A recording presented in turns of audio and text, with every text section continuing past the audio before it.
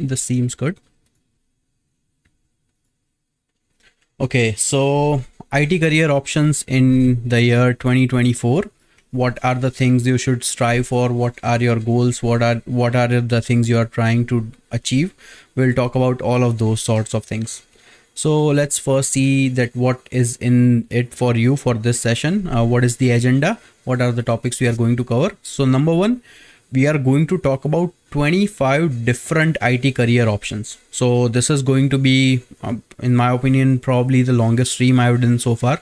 So we are going to talk about all the roles related to many different categories, all aspects of IT careers. Some are strictly related to like coding jobs. Some are jobs that has nothing to do with coding. Some are management related jobs, and we are going to talk about all of these things. Next is we are going to talk about roles and responsibilities for every single position we are going to discuss. So these roles and responsibilities would give you an idea that what a typical day to day would look like for that position. Is it the correct path for you or not? Next, we will talk about that what are the minimum skills you should have or you should at least know in order to be like confident enough to appear for the interview or to be present. If you don't have those skills, we will also talk about that how much time it would typically take for you to prepare for that particular role. And this is just like a rough estimate. I know learning is different for every single different individual. I'm just going to give you a brief idea that if you are starting completely from scratch, maybe how long would it take? And I'm not going to suggest any like going to any university or college or boot camp to do these things. Like for sure they are great, I'm not denying their importance. All I'm saying that these are the skills that you can also learn on YouTube or Udemy or many different free resources. So maybe if you are in like a typical financial condition where you cannot go to a university because of time constraints or cost constraints, there are a lot of free tools available. Next, this is the important part. We are going to talk about what are the different challenges associated with any particular role, and how can you take a leverage of that.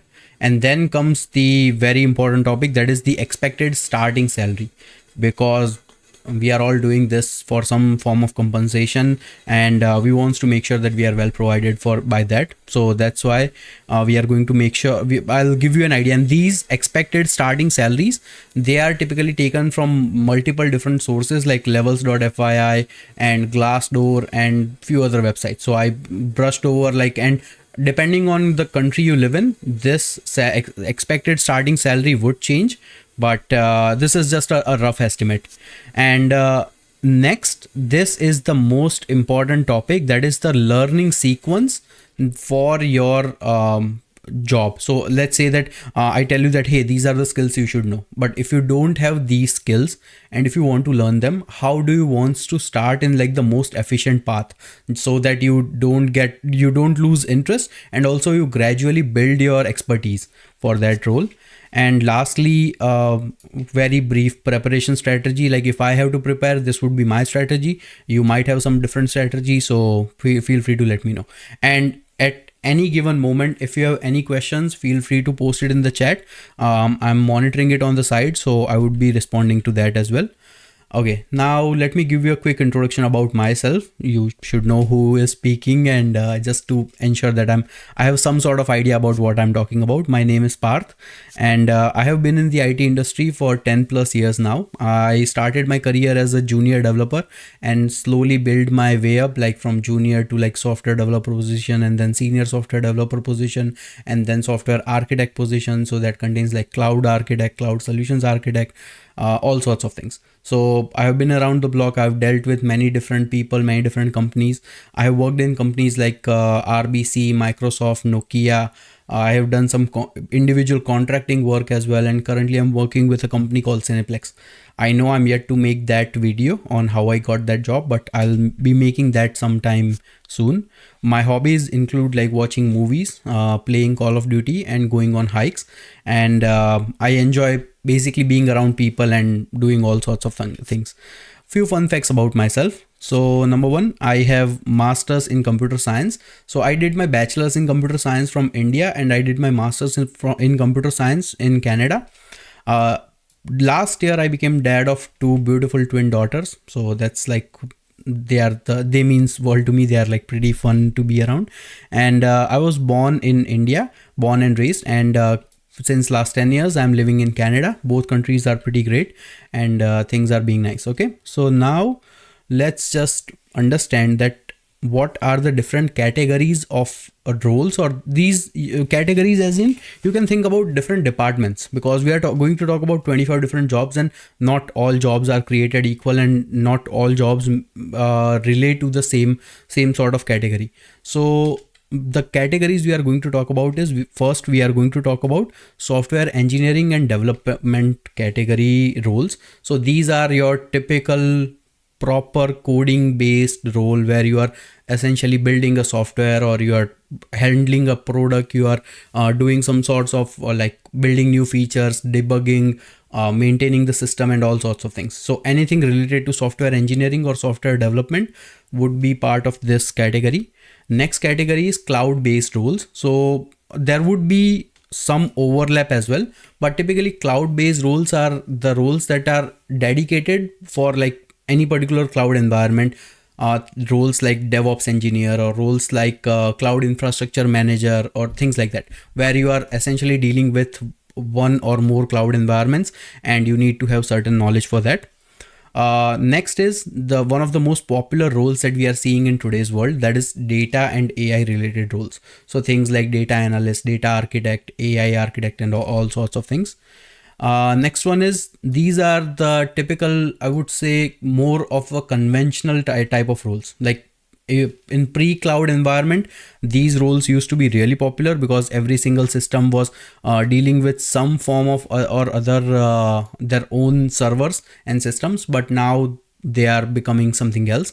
But anyways, they are still very prevalent in the IT industry, though their importance is fading away a little bit. Next one is QA based roles. These are going to be directly correlated with like software engineering and development, as they both of them go hand in hand. And next is user experience based roles. So like your front end, typical front end roles. And last one is the management role. So these are going to be for folks who are might have like a lot of IT engineer, who might have a lot of management experience, but not quite a lot of IT experience. They might get into IT companies like that, or maybe someone who already is working in IT, and now they feels like they are ready to climb up the ladder, maybe like corporate ladder, or now they can manage different teams. So these are the typical roles like that. And some roles are like in IT company, but not typically coding based management roles. So we'll talk about them. So now let's first start talking about the roles we are going to discuss. Okay. So for the software engineering and development roles, we are going to talk about number one, the core developer based roles. Like you can treat them as like software developer, SDE, software engineer, programmer, coder. There are a bunch of different names, but basically in this category, we are going to talk about three main ones. This is the front end developer, back end developer, and combination of both of this is the full stack developer role. Next, we are going to talk about mobile application developer positions. Then we will talk about game developer. Like a lot of people are really interested, because everyone loves playing video games and whatnot, but these roles are like not the best in my opinion, but we'll talk about it when we get there. And then we will talk about the architecture role. So maybe like software architecture, or solutions architecture, or cloud architecture roles. Okay. Next, we are in the data and AI category. We are going to talk about data scientist, data analyst, and data engineer roles. I know there is a lot of overlap between all three of them, but still there are like slight variations. So we will understand what that is all about. And then we will talk about business intelligence developer, so BI developer, machine learning engineer, AI engineer, and AI architect. So these roles are gaining much and more popularity in the IT spectrum. So data and AI is like the new buzzword, but I think in my opinion, it's here to stay for a long time. Okay. Next is QA based roles.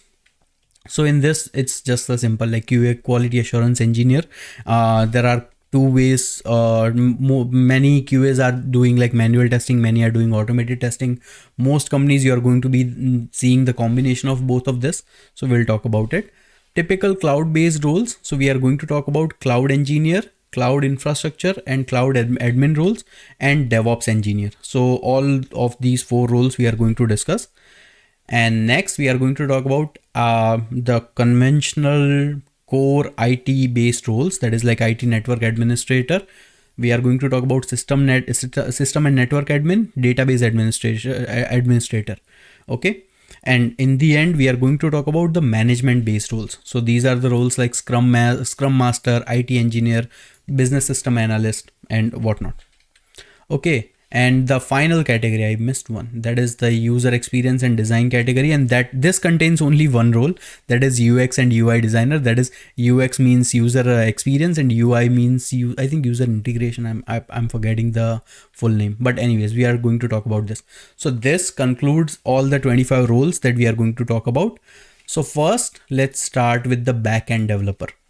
This is one of the most common type of developing roles you are going to see. These are the core engineers who are going to build the system.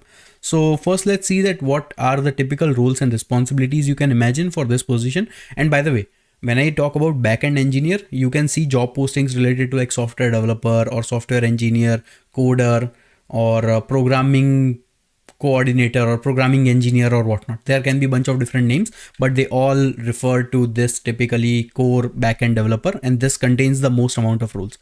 A typical day-to-day looks like where you are developing and maintaining software applications. You are building some software, some product, some mobile application, whatnot, and you are getting the requirements from like product owner or different business stakeholders, and you are basically diving deep into the pure like hands on the code, and you are building the code. Then you might need to like debug and troubleshoot any of your code that is currently running in. What is the issue happening? How can you fix it? Can you fix the bugs or not, and whatnot? This is a very collaborative role. Many times, yes, you are developing behind the scenes, you are just building on a feature or product, but you will also have to work with a lot of other different developers, designers, and many stakeholders. So like people from the business team, people from the operations team, people from the deployment team, people from security team. So all of these people you will have to deal with on a daily basis to understand that what are the core requirements of the product, how can you make it better, and you will also have to have good chunk of knowledge related to like coding and also system design. So you need to write clean, scalable, and well documented code, and on top of it you will also need to continuously learn new technologies, because even let's say you are a Java developer, suddenly a new version of Java comes in with more functionality, so you will need to know that. Okay, so stuff like that. Now let's talk about that what are the minimum skills you should have for the backend developer position.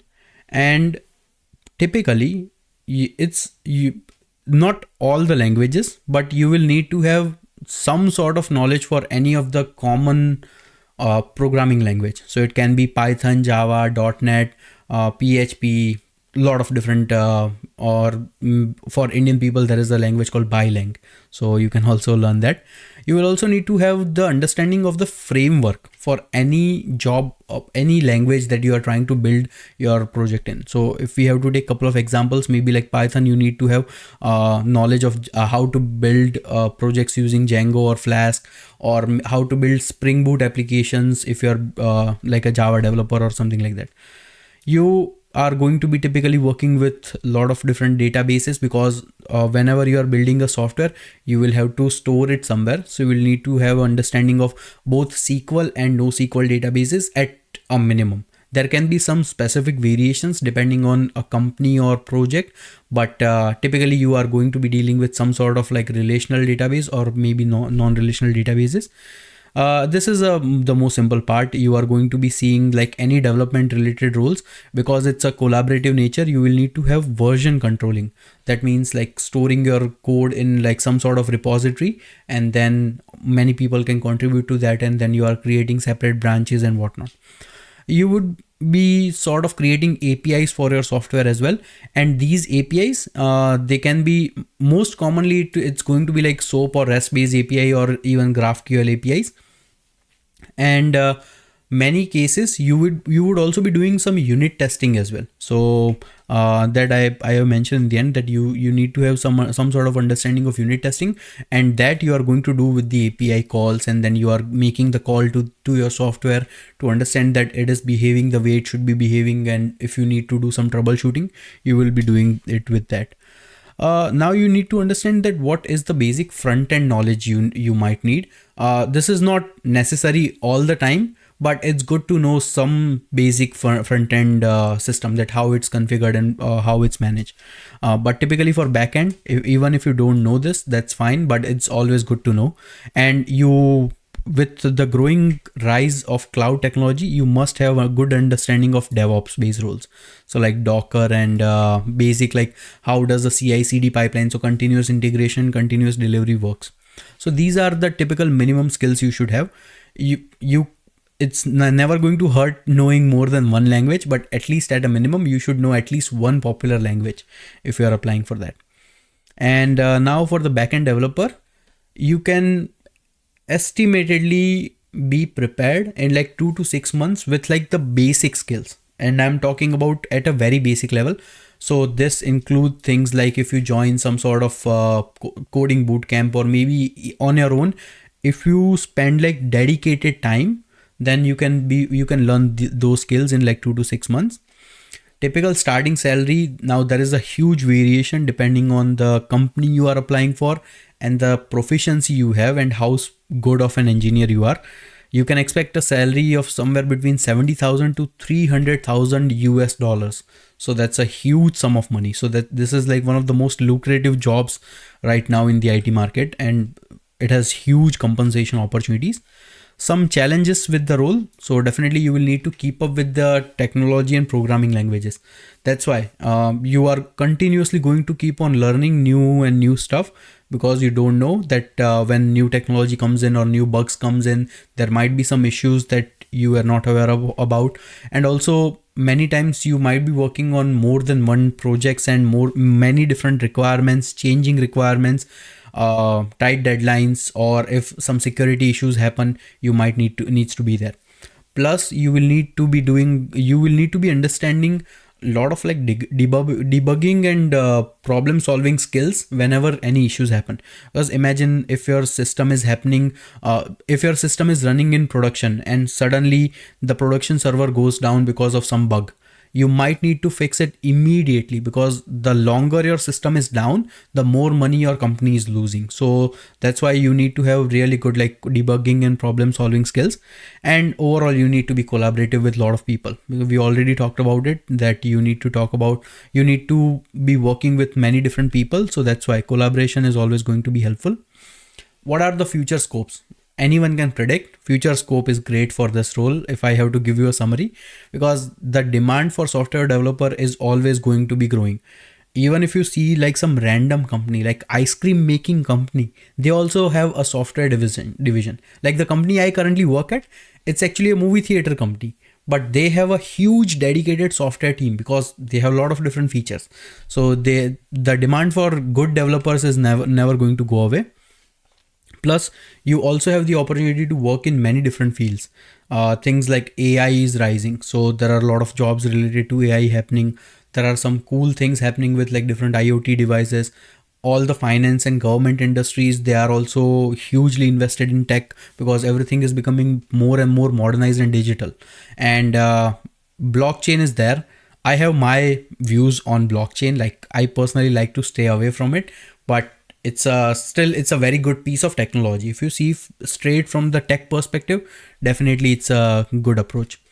Plus, once you are like a software developer, the lot of doors open for you for your career. Like next you can become senior developer, then you can become team lead, tech lead, you can go into project management, you can go into data science, you can go into AI, you can also go into like software architecture, cloud architecture. So having this base knowledge on how to build software and how software runs is going to be really helpful in all the aspects of IT related jobs. And yeah, basically it's a great career option. I personally was a backend engineer. I know a lot of very smart people who are doing really good in their life being the backend engineer. So overall it's a good choice. Now, if I have to put like a good enough preparation strategy or the learning sequence, this is what I would recommend. These are the 14 steps that I would recommend you to go through. Basically, you first need to get a grasp on any of your good programming language. You'll need to understand Java, Python, whichever you want to pick.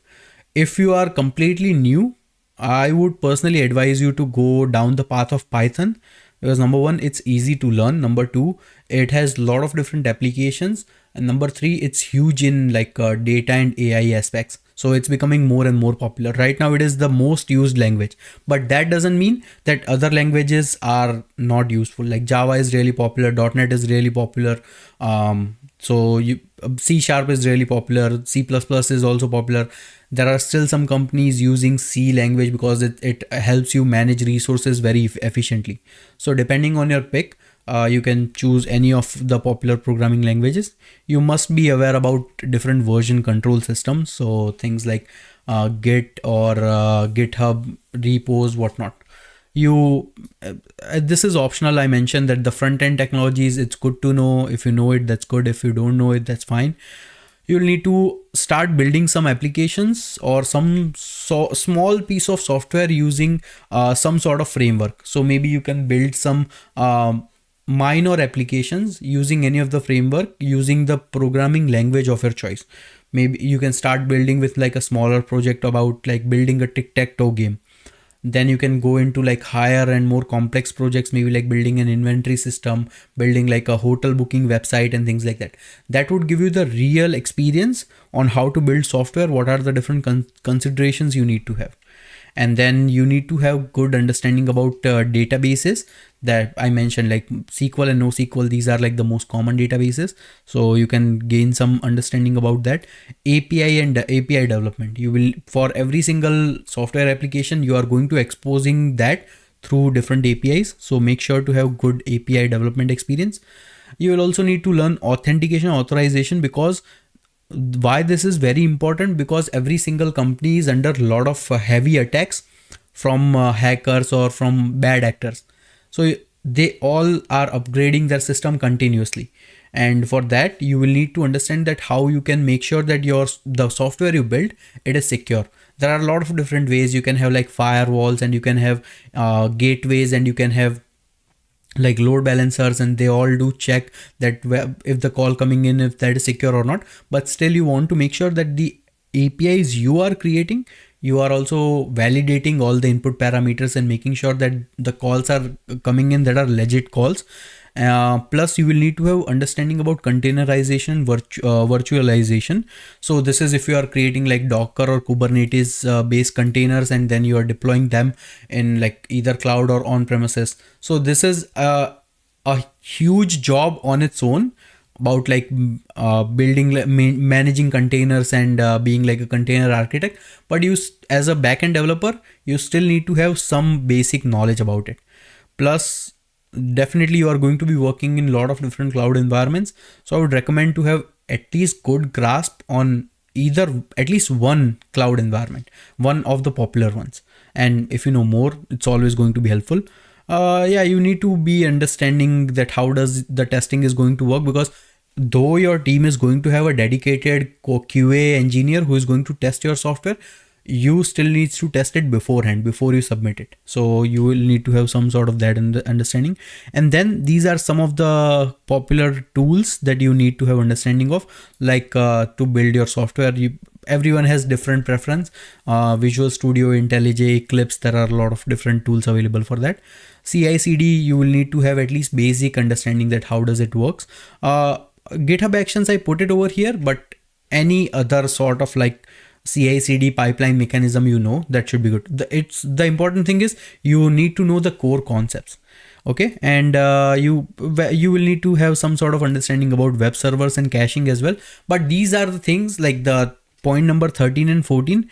These are also not like strict requirements, because if you know the other stuff, you must be knowing these things as well, and they are easy to learn. So don't worry about it. If you have to start learning from scratch, this is the sequence I would recommend. And some of the important preparation strategies for the backend developer role. and that is of course online courses. All the technologies I showed in the previous slide, in the previous table, everything is available for free on YouTube, so you can learn over there. If you want like a dedicated course without ads and stuff, maybe you can go on things like Coursera or Udemy, EDX. They also have great courses by brilliant engineers, so definitely leverage that. Start with like small personal projects. This is the only way to learn. One of a very dear friend of mine once told me that if you wants to learn a new project or new technology, watching videos is not just gonna cut it. You will need to start making your projects of your own, applications of your own in that particular language. Then only you would start understanding that, hey, this is the issue I'm facing, or this is how it's done. And that is going to give you that those battle scars that you are going to earn from the mistakes, and then you are going to learn from the mistakes. If you can contribute to open source projects, because open source projects are the best thing that IT industry has done, probably. Because even the software currently I'm presenting this whole session on, it's the OBS, and that is open source, open broadcasting software. That is an open source project that many people around the world has contributed to build this amazing piece of software that lets me show my face and show my voice and connect all sorts of devices and show my screen and then publish it all on YouTube, and then it gets to you. So please, like, if you can, and also any contribution to open source project is gonna look fabulous on your resume, so make sure to do that. And yeah, if you have time, you can participate in like coding boot camps. They are really good. And if you can also learn on your own. Plus definitely you are going to be using a lot of Stack Overflow, that's for sure. GitHub or meetups, that's up to you. I would leave it up to you. And just make sure that you are going to be using LinkedIn very carefully. Reach out to as many people as you can, build connections. If you are looking for a job, send out a message to them and whatnot. Let me know in the comments if you want me to create like an entire separate course on how to use LinkedIn effectively, because I've seen a lot of people posting things like, hey, I have applied to 300 jobs, I'm not getting any calls, what to do? Or hey, I have done like these many things, I've reached out to like 500 people, I'm not getting any answers. Is there something wrong with my resume? How can I improve my odds of getting a job? So let me know in the comments if you want to see that, and then maybe I can make a course on that. Okay. So this was our backend developer role. Now let's talk about the front end developer. This is the part of like a developer who is building all of these like beautiful looking websites and stuff like that.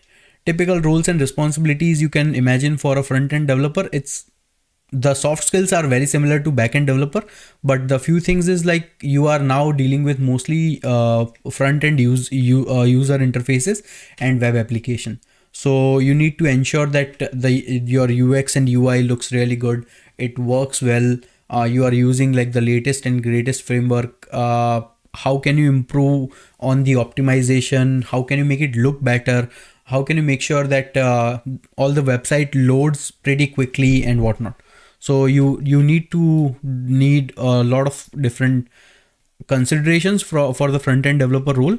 And yeah, you are going to be working with many different stakeholders, mainly backend developers, and also other stakeholders who provide you all the requirements.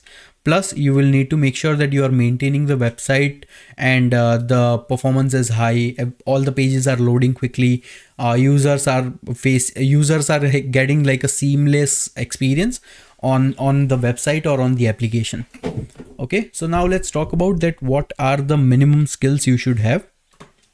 So number one skill you should have is knowledge of some sort of programming language, but this is mostly based on like front end type of languages.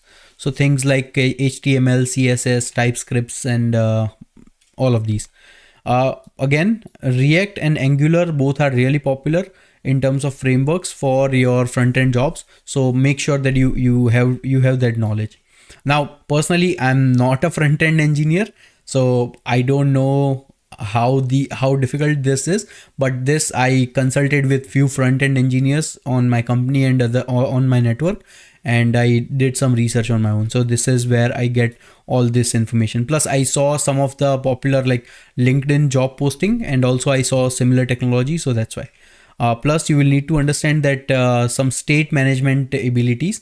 So, and again, that is for like React and Angular, just a subset of them, for mostly for the front end engineers. You will also need to have understanding about CSS preprocessors. So that contains things like SAS and less.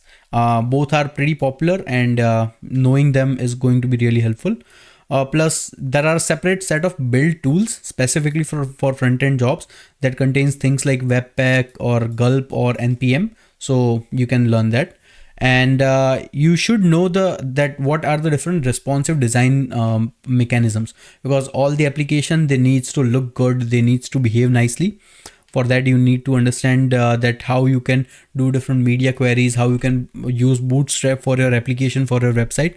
And again, you are going to be working with APIs for the front end as well, because front end needs to talk with the back end. So you'll need to have some understanding about different APIs. You will need to have good chunk of understanding related to testing, but the tools for testing are different from the backend engineer. Mostly you are going to be working with Jest or Mocha or Jasmine or some other popular tools. Versioning is again going to be a common theme across most of the job requirements. And you are specifically for front end, you will need to have understanding about the different development tools, different code building editors, and I don't know. I think Prettier is for development tool that helps you build your application and shows you all the different way it's going to look and pop up.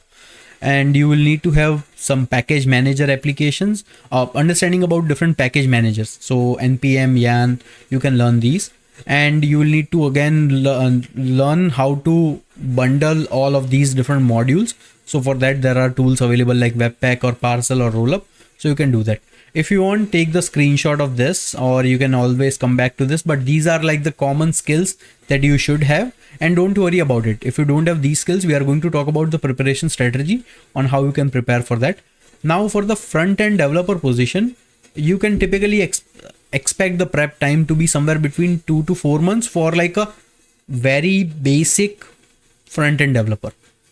If you need to be like really good, maybe the time increases, but this is like if you just want to learn like the most basic sort of technologies. Okay, but in terms of starting salary, they are, of course, definitely they are well paid. For a starting salary job, somewhere between like $50,000 to $120,000 depending on the company and role. But it's not as great as backend developers, because backend developers have much more demand. But that doesn't mean that front-end developers are not important. So I'm not reducing their importance. Okay. And in terms of challenges, once again, you will have to keep up continuously with new technologies that comes in. You will need to make sure that, because front end, I think this is the biggest challenge I find with the front end. You're dealing with so many different devices and so many different applications that you need to make sure that your front end is compatible with all of them. Because there are things like different iPhones, Androids, and different phone devices. Plus you have devices like TVs, because now there are smarter and smarter TVs where you can load a bunch of different things. Plus you have devices like computers and different browsers. So some application, they are working really great in Chrome, but they are not working great with I wouldn't say Internet Explorer, but like Edge, Microsoft Edge, or maybe Mozilla. So how do you prevent that and things like that? So you will need to ensure the compatibility across many different devices. Plus you will need to make sure that everything looks good, feels good, and they are serving all the functional and non-functional needs for your application. And you are going to be collaborating with a lot of people. So this is going to be common theme. No jobs are going to be like completely isolated in IT industry. You are always going to be dealing with many different people, but some jobs you will need to be more in front of people. Some jobs you can stay behind the shadows and just learn the requirements and complete your work. Okay, so now let's talk about future scope. So future scope, again, it's going to be really good because more and more devices are coming in, better websites are popping out, all the companies are going digital. Even a donut shop on your corner has a website right now, and they need someone to build that front end for them. Plus there are a lot of opportunities for like specific mobile application development, and also you can become a dedicated UX UI designer. That is like a whole sub genre of front end developers on their own, which is a pretty good popular website. Plus there is pretty decent potential to come in like more senior level roles, so you can definitely do that. So overall, yeah, this is a very good career choice to have and to learn. If you just don't want to be dealing with core back end code, and but you still like to do some coding and you like to build like beautiful designs and stuff, you can try for front end engineers. Okay. If you don't have the knowledge, this is the learning sequence I would recommend. It's just pretty simple. Contains most of the stuff that we talk about in the minimum requirements that you need, but you can start from like the basic level and then you can build your understanding on top of it. So you can start learning with the things like HTML, CSS, JavaScript, like the baby step of front end developer, and then you can build your skills upon that. You can start working with version control systems like Git. You can start building better responsive designs, because many applications use Bootstrap for that. You must need to learn the different libraries like React and Vue or Angular for that. You can also start to gain understanding, or you can start learning about CSS preprocessors, how you can manage state in React or Angular or Vue. Plus you can learn about different package managers, and next you should start going with the testing, because you need to test the stuff you have built. And then these are like the better features and more advanced topics. So once you are done with this first few steps, then you can start getting more deeper into that. And many jobs are not going to have all the requirements, but these are like the typical common ones that I typically find. And a general preparation strategy, like once again, online courses contains all the information that you need. Plus you will need to start building personal projects. So if you can find like a good backend engineer, the what would be like a fun thing to learn is one person can work on like the backend stuff, and then you can work on the front end stuff for that, and then you can combine your project. So that's going to be really helpful to strictly understand for both of you on how you can learn this stuff. Like, because backend engineer needs to provide you the APIs and things that you need on the front end side to connect, and then the whole application needs to be deployed and run somewhere. And when you go to the browser, you need to make sure that application is loading properly. So this is the great way to learn. And yeah, again, you can also start with some coding boot camps and that are dedicated for front end development. But again, if you don't want to do that, all the stuff is available online, so you can also do that. And yeah, of course, publish your websites. One of my friend actually created a website for his resume, and whenever he was applying for jobs, he would just send them the link, and that link contained all the information about him, and it was like a really good website. He used some templates and then some custom information and whatnot, but it looked really cool. And always use LinkedIn wisely. LinkedIn is your very good friend, so make sure that you do that. Okay, Sigma Talks is asking Java or Node.js for beginners. I think both are nice. If you Java basically has been around for quite some time, so it has a lot of different jobs. So if you want, you can like start with Java, but Node.js also is popular and gaining more and more popularity. So it's just a question about which one you wants to learn and wants to pick. I am biased towards Java, but that doesn't mean like Node.js is also good.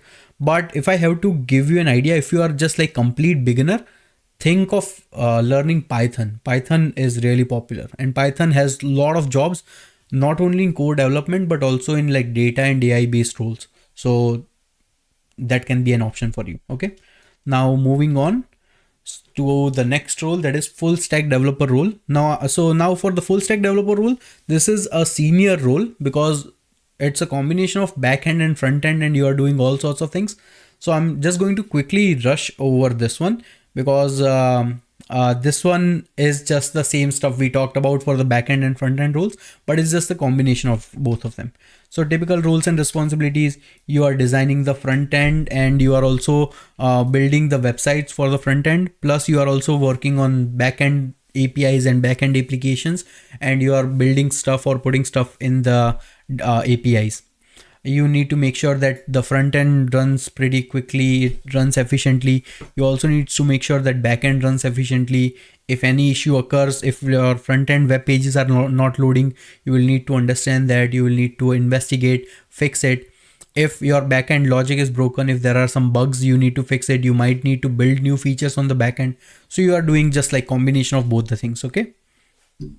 Minimum skills you have, again, combination of all the front end skills and all the back end skills, that contains like front end development, common frameworks and common technologies, and also back end development things like popular programming languages and associated frameworks with that.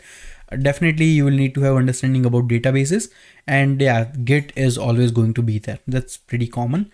APIs, you will also need to learn that. This because this is more of like a senior level position role, you'll need to have good understanding of how security works in both like front end and back end, and how you can secure your APIs, where you can use encryption, how you are going to be granting access to different incoming users and stuff like that. And you will need to have understanding about how you are going to be deploying your code, so you'll need to learn that.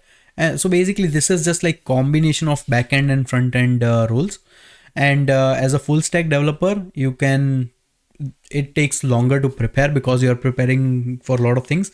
And I wouldn't recommend someone at the beginning of their career start to strive for full stack developer roles.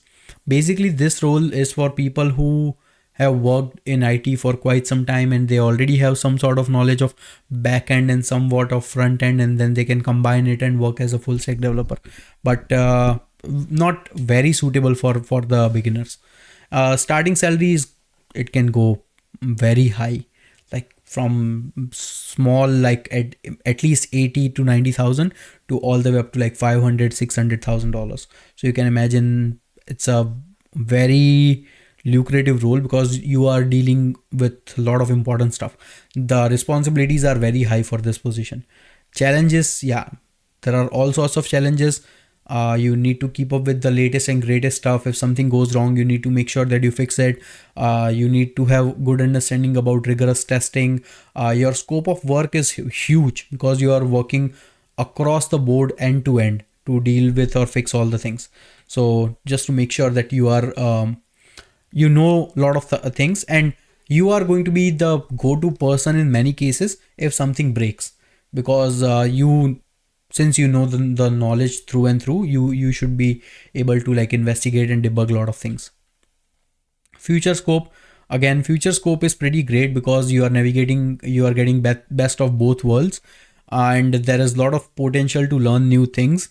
You are going to be dealing with a lot of different opportunities, and increased set of like there are a lot of different opportunities. On top of it, there are a lot of different things you need to understand. So yeah, definitely it's a great role, a great career choice, but mostly more suited for future level, like senior level folks. If you still wants to try to aim for that, here is the learning sequence I would recommend. Basically start with the basics and build your expertise. Once again, if you see this table, it's just a combination of previous two tables about all the things we talk about, where you are going to be learning about like HTML and React and Angular, and also you need to have understanding about Node.js or Python or Java or some other backend language and backend frameworks. Plus you are going to be dealing with a lot of different databases, APIs, and security fundamentals, because now you need to secure the front end side of the website and also the back end side of the website as well. And how you are going to deploy the application, how you are going to be pushing it into cloud environment, what are the different environments you are managing, because typically in cloud you are dealing with like dev, QA, UAT, production, different environments, how that is going to progress, what is going to be the CI/CD pipeline for that and stuff like that. Plus you are going to be dealing with a lot of different stakeholders, so you need to have great soft skills for this role as well. Okay, common preparation strategy. Once again, step by step, start learning and learn like the basic things because they are really essential, and then you can start building based on top of your experience. This is typically going to be common for like folks who are already in the IT industry, so you must have some sort of idea. Okay, someone is spamming a lot of different questions. I need some suggestions.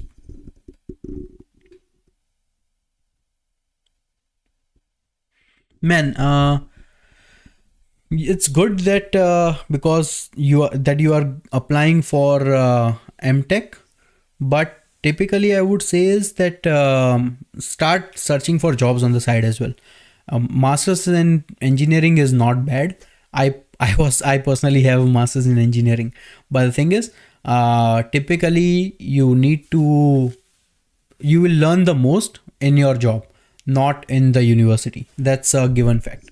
And the question is, okay, if you have knowledge of HTML, Java, CSS, SQL, what will I do next for the job? So yeah, for the job, start learning new things and start building based on top of your experience. I think the core concept over here is try to get more interviews, because things can be learned, but if you are not able to present that in the interview, then it's not useful. So that's why I'm saying that make LinkedIn your friend. And also the question is, let me know in the comment if you want me, because I think it's going to be more and more relevant to build a course on how to use LinkedIn efficiently. Because I see a lot of people who are who have the knowledge and skills, but they are still not able to get the job that they are looking for. And I think somewhere they are lacking that middle piece about getting more interviews. So maybe I think I might build about that. But yeah, till then, keep building more projects, keep advertising yourself on LinkedIn, that hey, this is what I did, this is what I have. Build better resume and apply to jobs in like better format. That's the only way. And now going back to our topic about the preparation strategy for the full stack developer role. So yeah, you need to have the best of both worlds. So you will need to be continuously learning more and more stuff. Okay. And yeah, that's about it. Okay, so now we are going to go on the next role of mobile developer. Let me quickly grab. Let me quickly drink some water.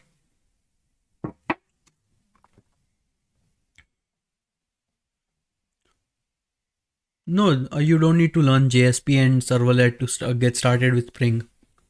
Spring is actually better, easier to learn and understand. So once you get started, like there are some pretty popular Spring Boot courses on a website or a YouTube channel called Free Code Camp. So go and check out Free Code Camp. It's a great channel and it will contain all the technologies that I'm talking about. It's on YouTube, so it's free of course, and it's being taught by some of the most brilliant engineers. So they are really well made. Okay.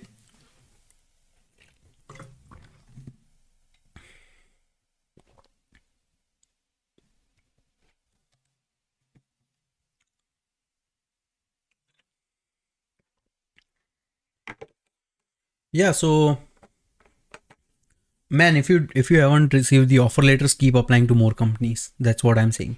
Just don't keep on waiting. If you do get the offer letter, that's great. But meanwhile, you don't want to be left alone in between where you are not gaining the best. Okay. So now let's get started with mobile developer roles.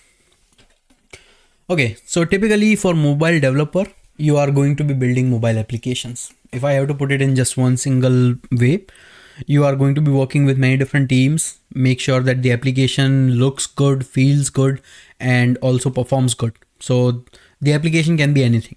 There can be simple application like just some puzzle solving application, or there can be complex applications like YouTube mobile application or LinkedIn mobile application or Netflix. Netflix is pretty great. Okay. So as a mobile developer, you have a lot of roles and possibilities. Plus you are going to be working on many different things, and mobile developer role is continuously increasing more and more. with the rise of app stores and Google Play and Play Store and stuff like that. Because now you are going to be building applications for for iOS and also for Android. And in many cases, there are dedicated roles specifically for Android developer or iOS developer as well. So it has good scope. Talk about the important part, the minimum skills you should have for this role. So you should have the knowledge of, if you are applying for Android developer role like Java or Kotlin, you need that.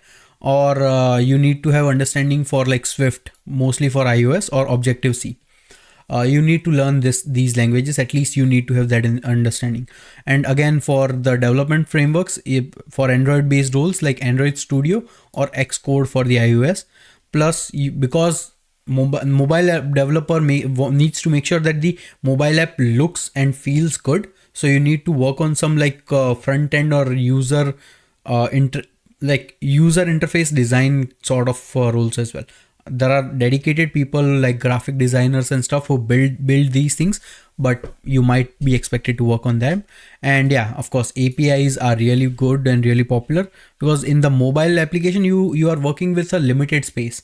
So all the calls or all the functions you are trying to do, you are making a lot of API calls to the backend and fetching that data, and the data needs to be lightweight, and then you are based on the data generating the results.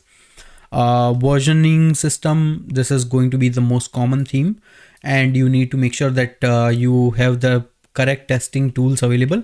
Security fundamentals, because you need to make sure that you are protecting your mobile application. So you'll need to understand some sort of encryption and how it works and how you can incorporate in your flows, because you are making a lot of API calls to the backend. So you wants to make sure that those calls are secure, plus only the authenticated people are able to access your mobile application. So things like that.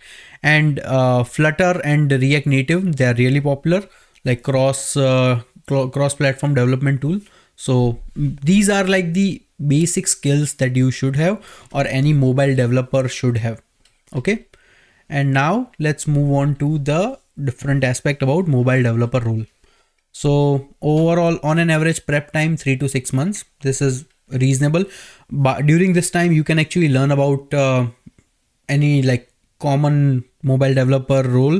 Plus you can also build your own mobile app during that time and publish it on iOS or Apple Play Store or Google Play Store. So during your interview you can actually show that, hey, this is the app I built, this is how I built it, these are the challenges I faced and whatnot. So, and who knows, if your app suddenly becomes like the most popular app on the internet, you can actually make a lot of money out of that too. Minimum starting salary is $50,000 to $120,000, but in some cases or in some popular companies, this amount can go up to like 200,000 as well, depending on the company. But on an average, you can expect somewhat a salary between this two. And this, I'm talking about American dollars. So depending on the company, country, and your region, the price can vary, but needless to say, this is a good role.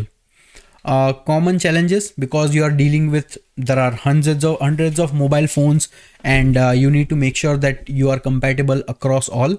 So you need to learn and understand a lot of different things for your application or mobile application. And of course, you need to make sure that everything is running smoothly and works nicely and able to cooperate on your phones. Okay. Common future scope for this role, of course, we are always going to be seeing more and more different smartphones and different devices. Not only smartphones, now cars, they are also having their own app, tablets and their own app store. TV, they also have their own app store. So there is always going to be higher need for like mobile developers currently and also in the future. Okay.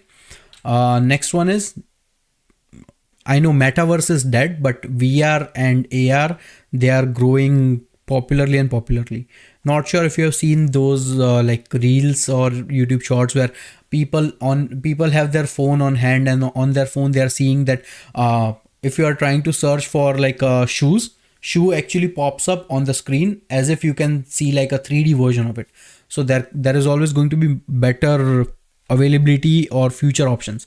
Plus, with the things like Apple Vision Pro, now there are going to be need of a whole new set of applications specifically dedicated for those virtual reality goggles and stuff like that. Okay, definitely you can go into like some specialized skills after becoming mobile developer, and many industries needs that. So yeah, overall this is definitely like a good career to have. And currently there is good chunk of need. In the future there is all, they are going to be needing much more mobile developers. And the other thing I was saying something, I think I forgot. Okay, and yeah, the other thing is, this is like a long term career, because with like smarter and smarter devices, you are always going to be working and learning new stuff. So there are challenges, but also there are a lot of scope with this role. So overall, yeah, in my opinion, if you are starting from scratch, you can also consider this as a potential job. Common learning sequence. Now I'm not a mobile developer, but I found this like through internet and through asking around. So this is like a common uh, sequence that you can go ahead with. Like start with the fundamentals and then choose if you want to become like a full-fledged Android developer or iOS developer. Both have good openings and good possibilities. So yeah, you can pick and choose. Android, there are more Android devices in the world, but building an iOS app is more complicated than building an Android app. So there is always going to be demand for both kinds of roles. You will need to understand about different UX and UI principles, and how does API is going to work, how you can secure your application. So these are the common set of tool suits that you need to have understanding with. And you if you are learning from scratch, you can start learning with this. And in my opinion, like if you pick any good course for mobile development, that course is always going to show you that how you can build your own application. This is how they are going to take it in that way. So anyways, you are going to be learning about all of these things, so do that. Common preparation strategy, once again, you must have gotten the idea. Build your own website, or sorry, build your own mobile application, and then you would learn and understand all of these things. So you need to start doing that. And you can incorporate all of these things. You can take the screenshot, and I think we can move forward right now.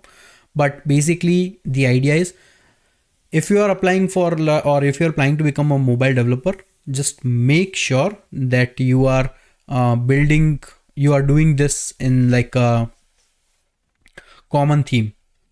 Okay, so now we have one more question. Did you done any video on explaining Agile and Scrum? No, I haven't done any videos on Agile and Scrum. We have, I think, roles related to Scrum Master in this video. I'm not sure, but this is a good topic. We can make this video. But typically Agile and Scrum, it's not very complicated. It's like very simple to understand. So I'll probably make some video in the future, or also if you search on YouTube, there are like hundreds of videos available as well. Okay. Now let's talk about game developer. So game developer, again, just like mobile developer, instead of developing mobile, you are building games. Typical common responsibility: working with coders, make sure the games run smoothly. You are with the games, you are continuously making updates. If you can see that with any game like Fortnite or PUBG, Call of Duty, they are all having monthly releases with new battle pass, new skins, new emotes, new weapons, new maps. So you are always going to be working quite a lot, and there are going to be a lot of like challenging deadlines. So game developer is a good role, but I personally would never try to think of becoming a game developer, because of some issues with the gaming industry. Game developer is a great role. I love playing video games. I'm a huge Call of Duty fan, so nothing wrong with that. But like gaming industry is like very strict and very stringent. So have your reservations, because the thing is, with the game developer, you are working your dream job, and there are hundreds of others like you who wants to become a game developer because they love playing video games.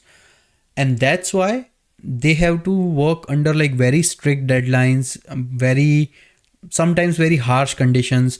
And also many times like there is a lot of uncertainty. Suddenly games becomes obsolete with like a better game that comes in, and then suddenly games start losing the popularity. So there is a lot of uncertainty as well. So that's why. But now let's see that what are some of the minimum skills you should have for the game developer role. So knowledge of programming languages, so C, C++, Java or Python, most of the games are built on top of them. Plus you need to understand the game engines. So Unity, Unreal, these are really popular game engines. And also you need to have understanding about graphics and animation. So basics of common computer graphics, and also you will need to understand software like Maya. Maya is pretty popular specifically for gaming. And also you want the games to look like realistic, so you need to understand how the physics is going to work in the game, how the people are going to fall, how it's going to work. Because you must have seen some popular games like Call of Duty or GTA. They have really good realistic physics. Like if you shoot a lake, you see some scatter of water pop out, or if you crush someone with car, then you see some blood going on and whatnot. So you need to have that understanding.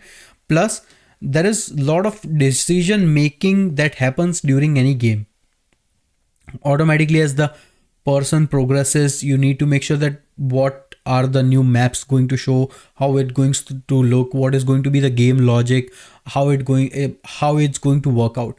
So that's why you will need to create a lot of decision making algorithms incorporated in your games. And that's why we see games that are like 50 GB, 100 GB in size.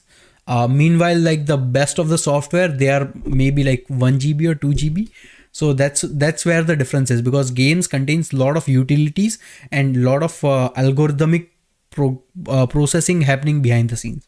So that's why gaming is like really interesting skill to learn. But it's like the industry is crazy. Okay. And yeah, you need to have basically common soft skills and overall just a normal logic that how a game should behave. Okay. Let's talk about different aspects of mobile developer. Common preparation time 3 to 6 months, but in many cases it can be up to a year as well if you want to become like a really good mobile developer. Starting salary generally like 50 to $100,000. This is like a common standard range. You can easily achieve this salary for some popular companies, and depending on your experience you can make like higher buck. But yeah. And common challenges, because the most difficult challenges that you are going to be working with lot of different project tight deadlines, because you need to release by a certain date. You will always needs to be bringing in more and more skins and emotes and business logic and physics and AI and decisions and new stuff and new technology and new maps and whatnot. So you are always going to be working. And also this is many times we have seen like massive layoffs happening throughout IT industry this year. But in mobile industry, that's been happening for like quite few years now. So it's not a very stable in many market. Future scope is definitely good. You must have seen like GTA 6 trailer gets released and you can see they are estimating like more than $1 billion in just pre-sales. So definitely there is a great future in that regard. And also you're working in an industry that you like. Plus with the rise in new devices and smarter and higher computational skills, because we see PS5 is much more powerful than the original PS1. So now you have all of this computation power, smarter and smarter chips, like more devices, maybe like the cool Ray-Ban glasses or metaverse and things like that. So they needs to create games for all of those things. So there is of course pretty good opportunities in that regard. And you are building games across board. So definitely there are some great opportunities for the gaming industry. The reason I'm saying that this is a good career choice and not a great career choice is nothing about games, but something about gaming industry. There are a lot of different documentaries and articles about them. There is also a very famous Hassan Minhaj show on the gaming industry. So you can also check that out. Okay. Learning sequence, if anyone wants to become that, starts with the basics of programming language, and then understand the game theory and storytelling, plus start understanding about C++, how you can start building the games, and then study computer graphics, 3D modeling, different animation techniques, understand that how the maths and physics and collision and game logic is going to work, and then you can start building. And yeah, you can go higher and higher and more advanced into subtopics for whichever field you want to choose in the gaming industry. Common preparation strategy, just like if I have to put it in one line, build your own game. That's it. But you can start with like the sequence that we talked about, and then start building deeper and deeper and more interesting and more complex games in order to start learning. Okay. And now let's talk about the software architect or solutions architect role. This is what I currently do. Let me just take a sip of water. And meanwhile, by the way, at any point, if you have any questions, feel free to post it in the chat. I'm monitoring the chat, so I'll be able to answer that.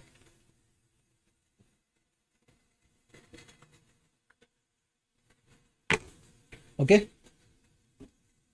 By the way, I think right now would be a good time to take like a quick 2-minute break. Mother Nature is calling me. So let's regroup after a quick 2 minutes. Okay. Let me create a 2-minute timer.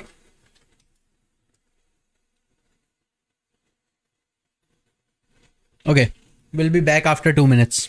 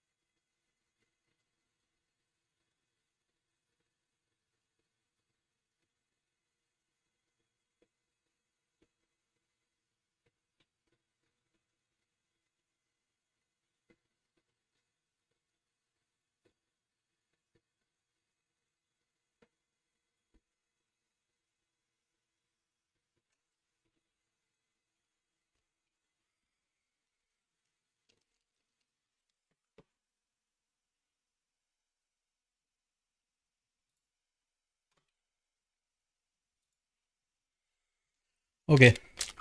So now we are back. Let me just go back. Okay, we are talking about software architect.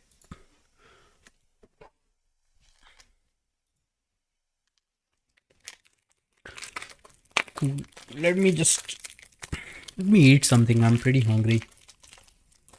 Okay, let me do this. Let's quickly do a Q&A. Any questions you have, post it in the comments. I would answer them. And meanwhile, I'll get something to eat. I'm getting really hungry. So yeah. Any questions, feel free, post it in the chat comments, and we can talk about it.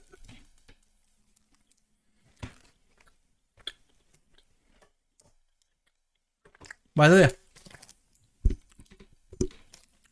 do you think these posters in the background looks good, or should I remove it?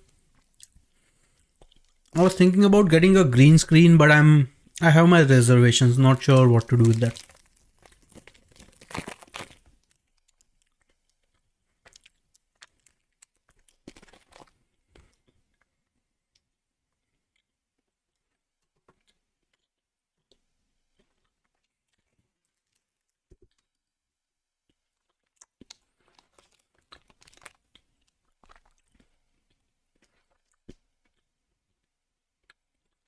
Thanks, Ketan.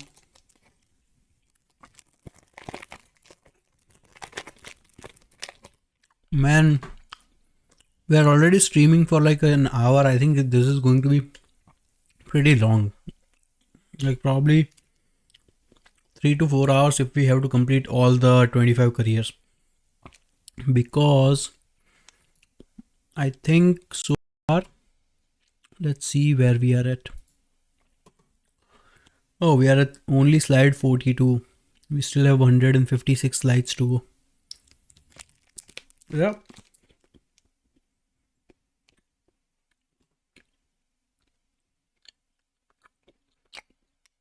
But hey, chat, what's the typical career options you are interested in? Like developer roles, or maybe like data and AI type of roles, or like cloud based roles. I'm sorry if I'm talking. Okay, AI. Hmm. Yeah. Oh, I think right after this, we are starting with the AI based roles. Hmm.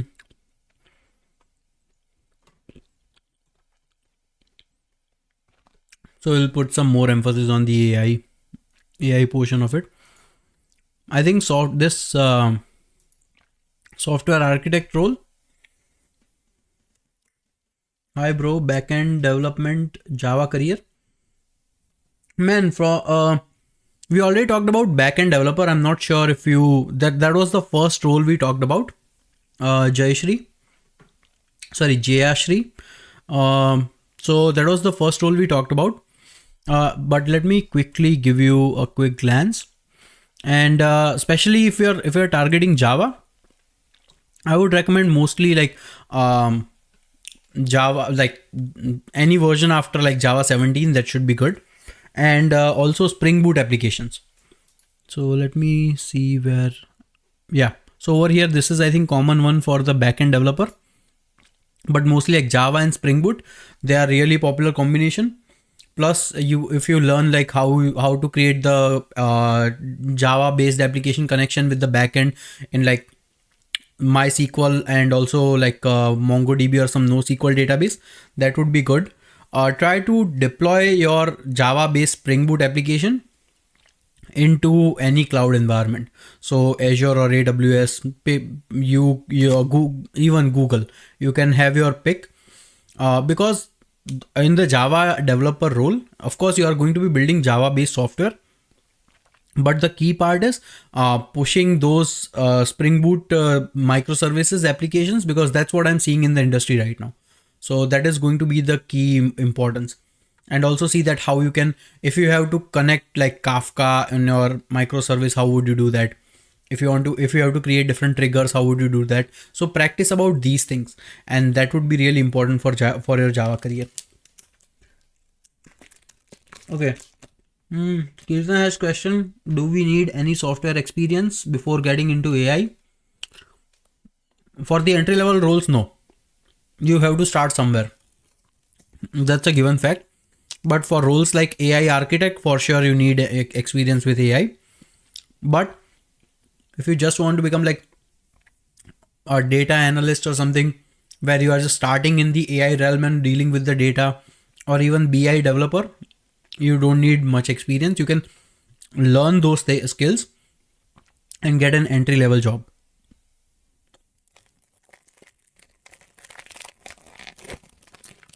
I'm almost done, guys. Sorry about that. I'm really hungry.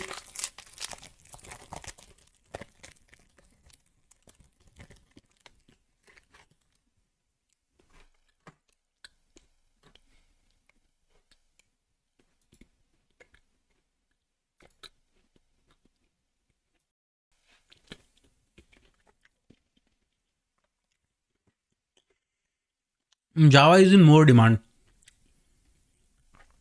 Jayashri. C Sharp is good. C Sharp is also relatively easy to learn. I think both Java and C Sharp, they have the same logic, it's just a different syntax. In terms of learning, both are same.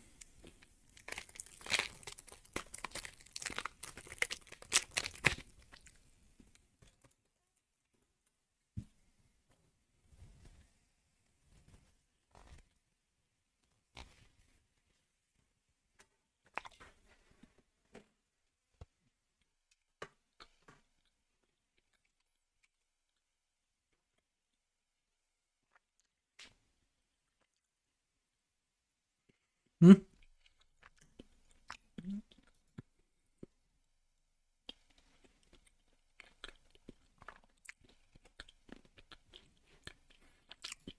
Okay, so now going back to the software architect position.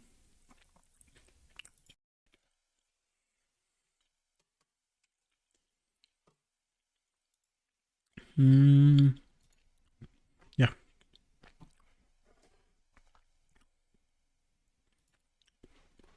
Okay.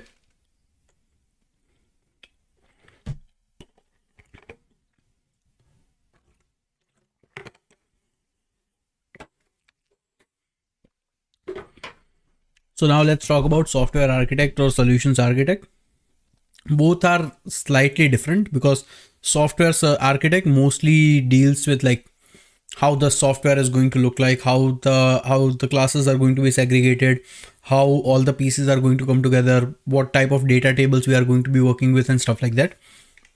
Solutions architect, I've seen some solutions architect who hasn't done like coding in the past, but they have really good understanding of how the overall system architecture is going to look like, what are the different services you are going to use on the cloud, how the apps are going to be talking with each other, where the data is going to be stored, what type of solutions are you going to be used, and things like that. But overall, as a solutions architect or software architect, you need to have really good understanding about different trade-offs. So now let's talk about different roles and responsibilities for a typical software architect.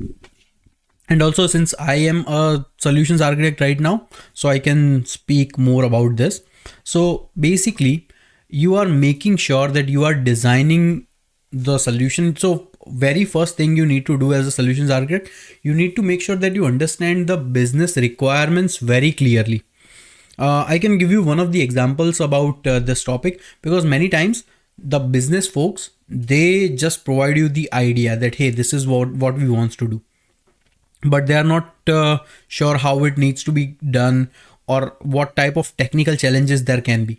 So one of the experiences I had in the past is like one of the product was pitched to our team, and my manager was like, the product seems good, like from the business point of view it seemed great, because they were getting some like good understanding of it. I am not able to give you the exact thing what the product was doing because of sensitivity reasons, but the thing is, my manager has to explain them that if you wants to complete this task, you, in your mind, you are thinking that hey, this is a very simple thing I'm trying to do, but technically it was very complicated. And also it was dealing with like some existing data and injecting new data and keeping track of all of these things. Plus it had some compliance issues from the government, that the rules they have set up. So then my manager explained that if we had to implement this solution that you are proposing, it's gonna cost like this much, like maybe some, let's say $1 million. Okay, do you think that this product is worth $1 million? And they are like, no, it's definitely not. And then we had to scrap that. So as a solutions architect, you have to think about lot of things, not only how the applications are going to run and function, but how you are going to optimize it, what is the existing architecture you have, how it's going to interact with the new things you are trying to build. Okay, so there are a lot of pros and cons on, and lot of considerations that you have to make. You are going to be speaking with developers, you are going to be speaking with like head of marketing, or some people from marketing team, or some people from security team, some people from a networking team, and coordinate all of them, many times giving them the directives and directions that hey, you need to do this, you need to do this. So it's a senior level position with lot of responsibilities.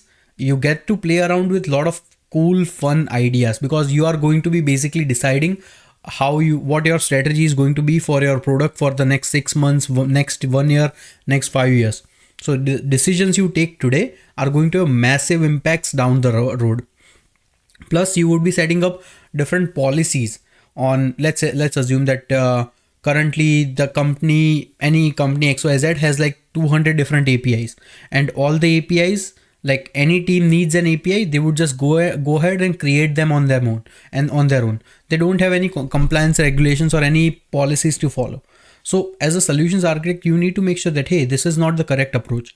Maybe can we start implementing like a policy as code scenario where you dictate that, hey, brilliant engineers and brilliant software developers, we are giving you the dev environment to play around, but any API you need to create for like UAT or production environment, you had to do this using this pipeline. This is how the pipeline is going to work. These are the authorizations you are going to have, and this is how the API is going to look and behave. So that's, you are basically driving the whole initiative and suggesting. So that's where you need to ensure that you are following all the trade-offs, that am I hindering too much of developers' time just to follow this procedure, or what are going to be the benefits of implementing this feature or this solution. So that's what a software architect or software architect or solutions architect do. Okay, definitely the minimum skills you have, actually definitely you need to understand the cloud technologies, any particular given technology, what are the different computing options you have, because you are going to be dictating that, hey, for this particular server, let's assume that we have currently on premises that is running that server.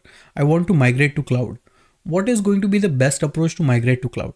Do I need to do the entire restructuring of the code? Do I want to make it more sophisticated?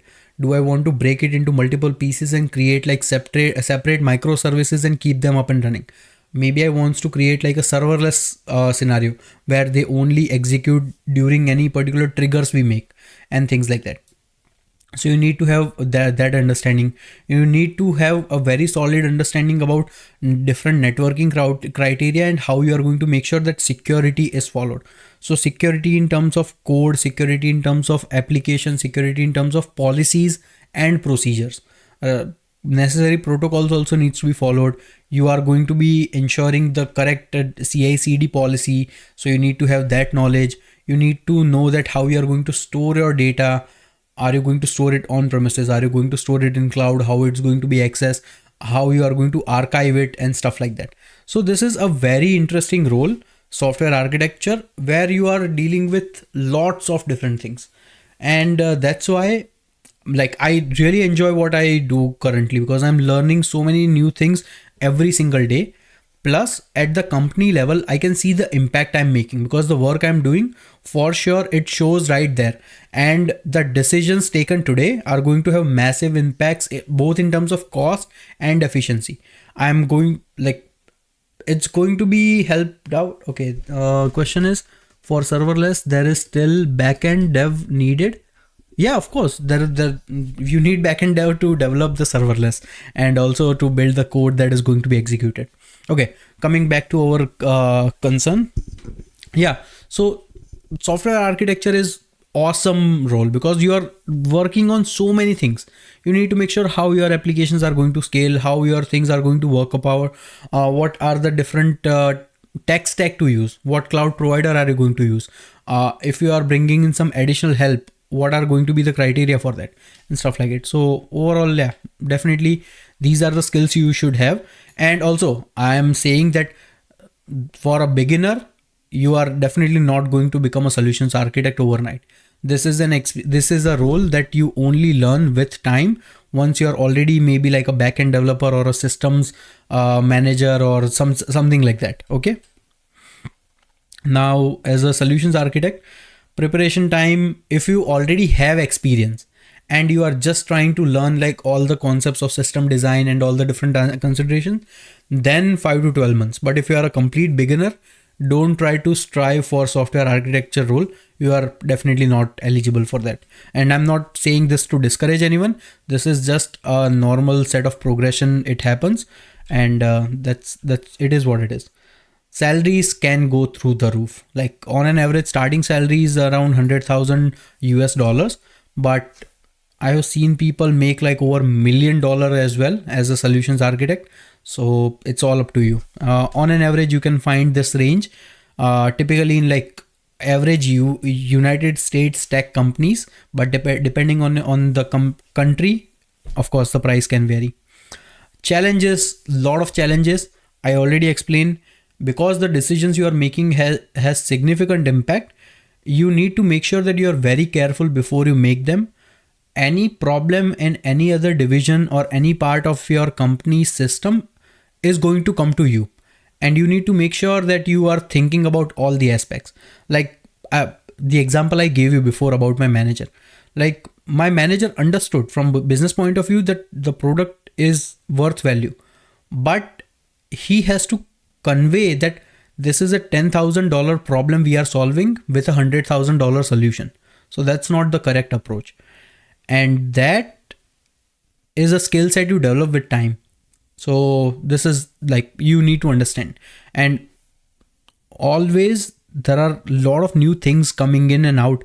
Like right now the latest buzzwords are like data breaks and data and AI and generative AI and cloud and all sorts of stuff. 5 years ago this wasn't even like maybe in existence. Like cloud was, but other things was not even as important as it is today. 5 years from now it would be completely different. So you are always going to be learning quite a lot of things in this role, and you are a responsible person for a lot of the decisions that are going to be made around the company. Okay, for the future scope, definitely this is like a great career option, because you are going to be learning and working on so many different things, and companies can have their own different like new product or new projects that can come in, and you can become a significant contributor who will have lot of impact on the system. Okay, so the question from the Sigma Tech is, Sigma Tech, you decided which tech stack to use. Actually, I was a Java developer at the beginning. I did not decided to use the tech stack. Because I got a job as Java developer, I learned in Java and then I continued over there. But recently I've started learning Python.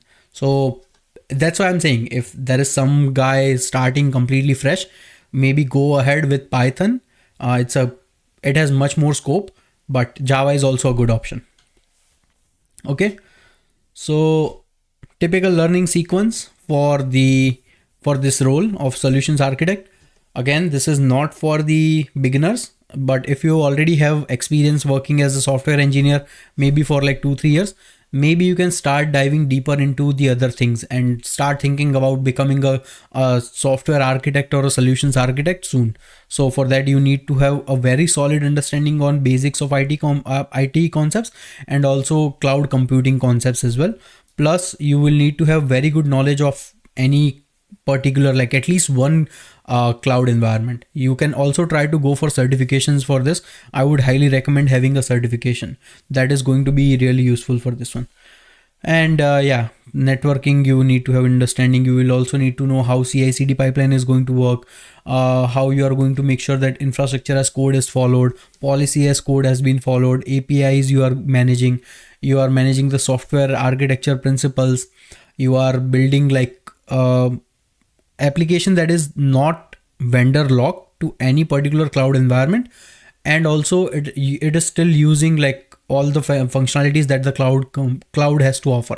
So there is every single decision comes with 100 different trade-offs and 100 different options, and you need to make sure that you understand very thoroughly what you want, what are going to be the impacts before you move forward. So that's why. And plus you are also responsible for how much money it's going to cost. So cost optimization is also a huge deal. Okay, preparation strategy for this one, you need to make sure that you are building very good IT fundamentals. Plus you need to know all the things that cloud has to offer, all the different concepts and stuff like that. Try to gain certification or build some applications on any cloud environment. That is going to give you a good idea on how each and every one of them are working, and learn about.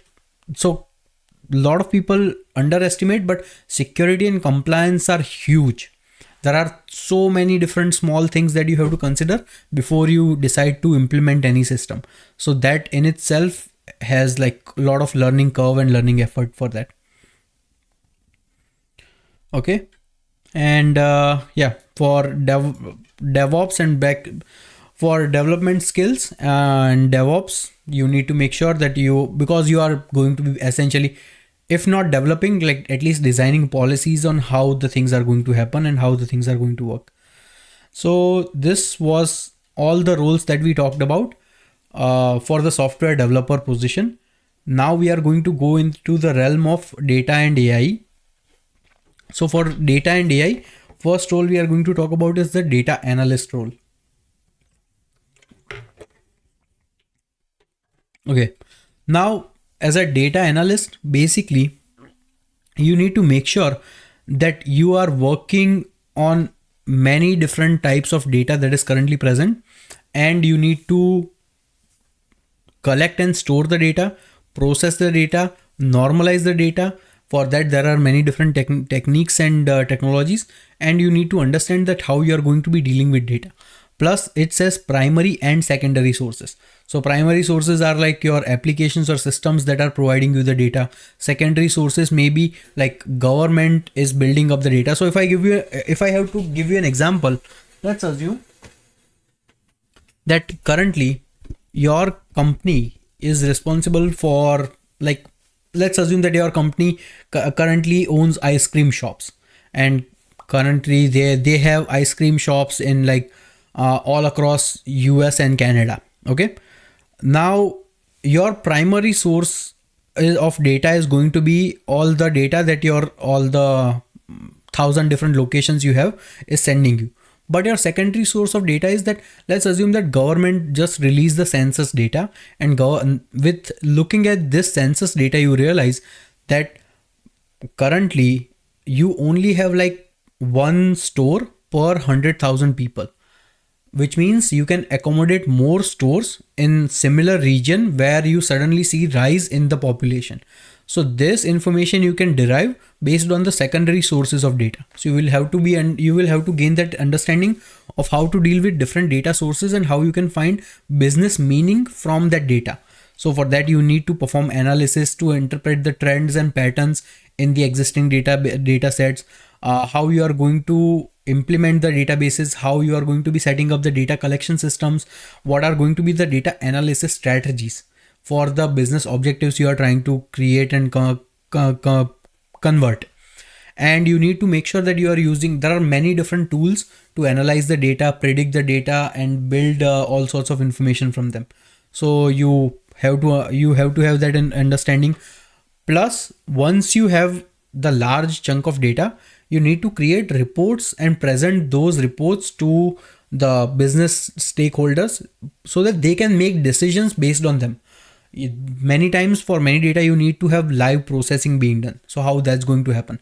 Many times you are having these batch jobs that run in background during the night, and how that's going to work out. So you will need to understand about all of these things. Okay. Typical common skills you should have. Now this is really important, and anyone who is interested in data and AI, this is your entry point towards the world of AI. You can start by becoming a data analyst. Okay. Okay, so the question is from the Kirtan, why am I learning Python to get into AI or development?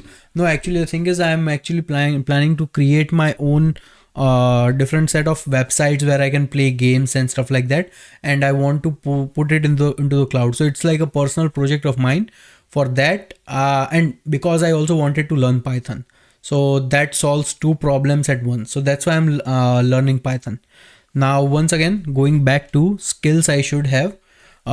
So first, I should, like anyone who wants to get into the game of data, start with the most basic tool that the entire modern architecture holds on, that is Excel. And then you need to have understanding about different like query languages and how it works, and how query performance happens.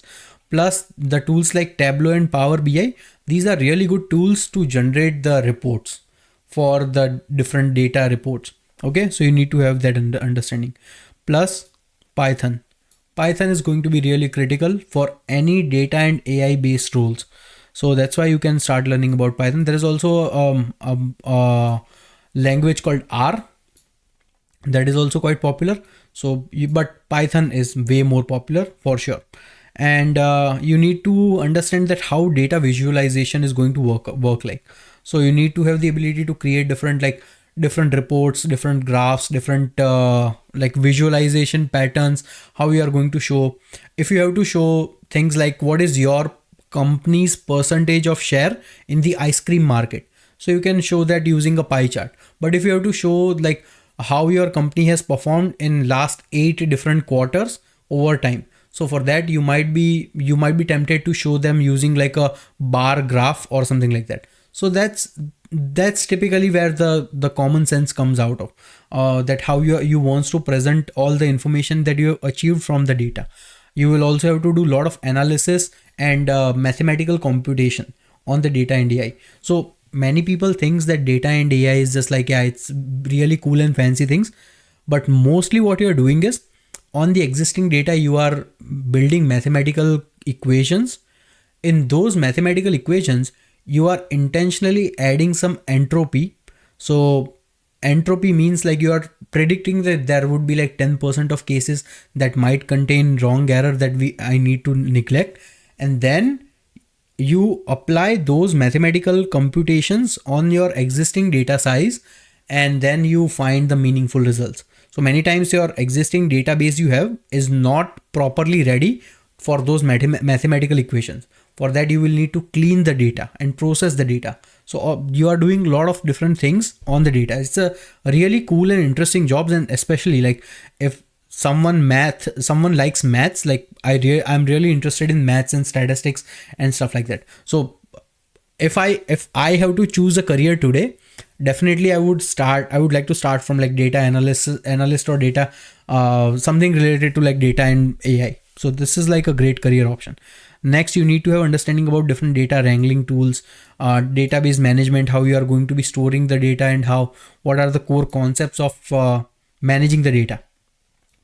You need to have a business acumen. So this is where I talk about that you see the data and you realize that what are the potential benefits or what is the insights you can gain from the existing piece of data. For that you need to have that business acumen. And many times this is like very common with your common logical and reasoning skills, plus you learn this with as you progress in your career with like experience. So don't worry if you don't have this at the moment.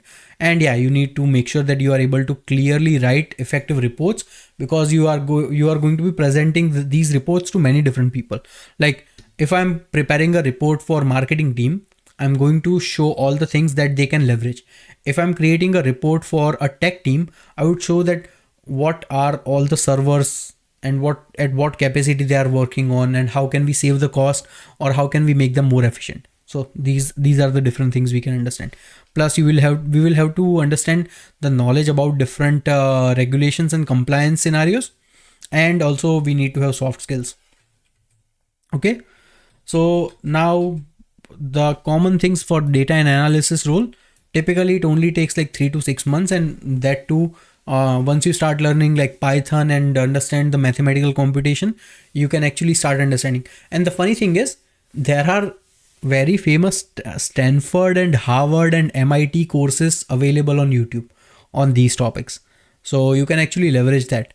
Starting salaries seems like $70 to $120,000. This looks correct, but the thing is, this can go significantly high depending on the company. And if you don't know, like if you actually become like a true machine learning engineer, you can actually make salaries up to like 900,000, because OpenAI just paid their engineers like $900,000. That's like so much money. That's immediate millionaire, but that's a rare occasion.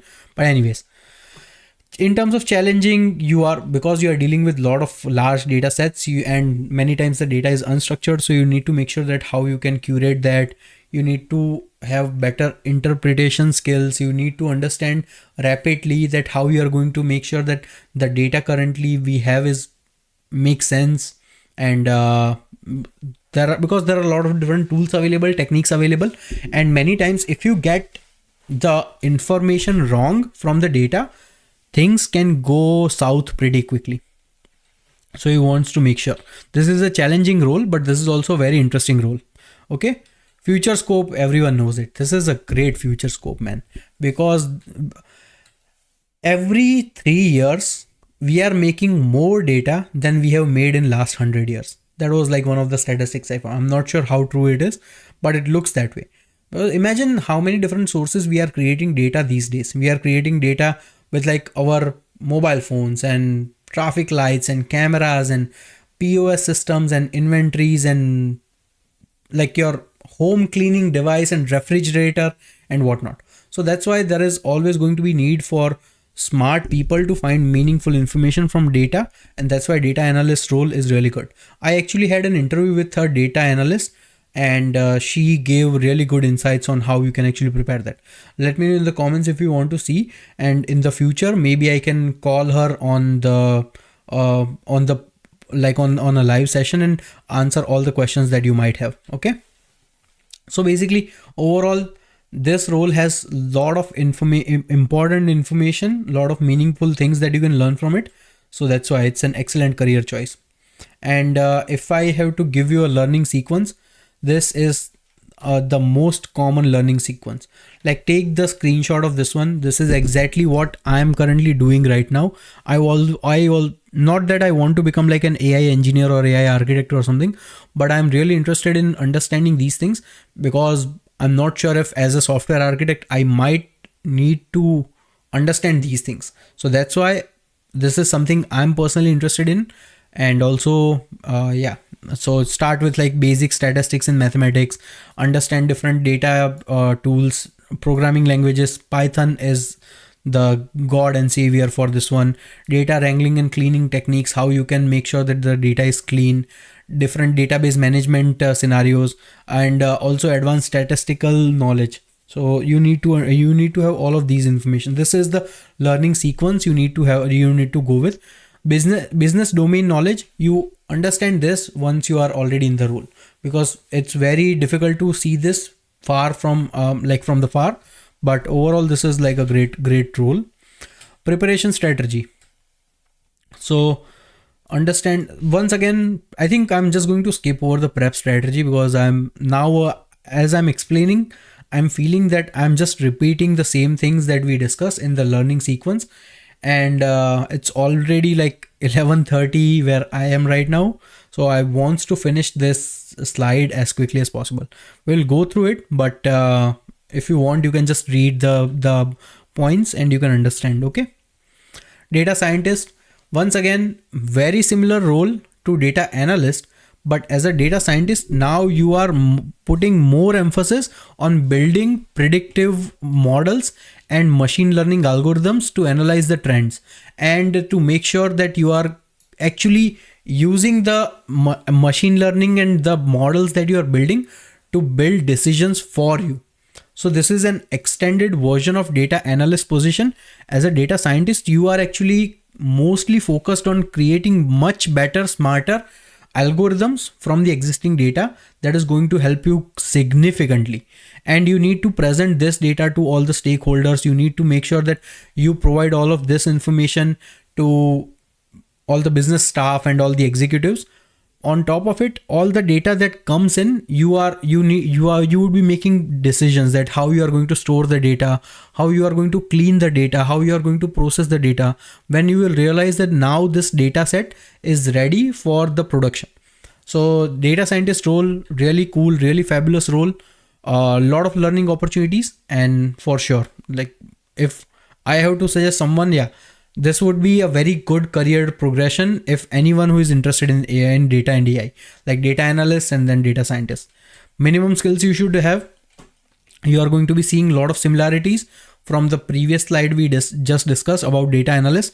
Mostly the important thing is you need to have very good understanding about analysis and mathematics, plus programming languages, because you would be building and creating the machine learning sequence. So that's why you will need to understand that what is the algorithm is going to look like and how you are actually going to implement that.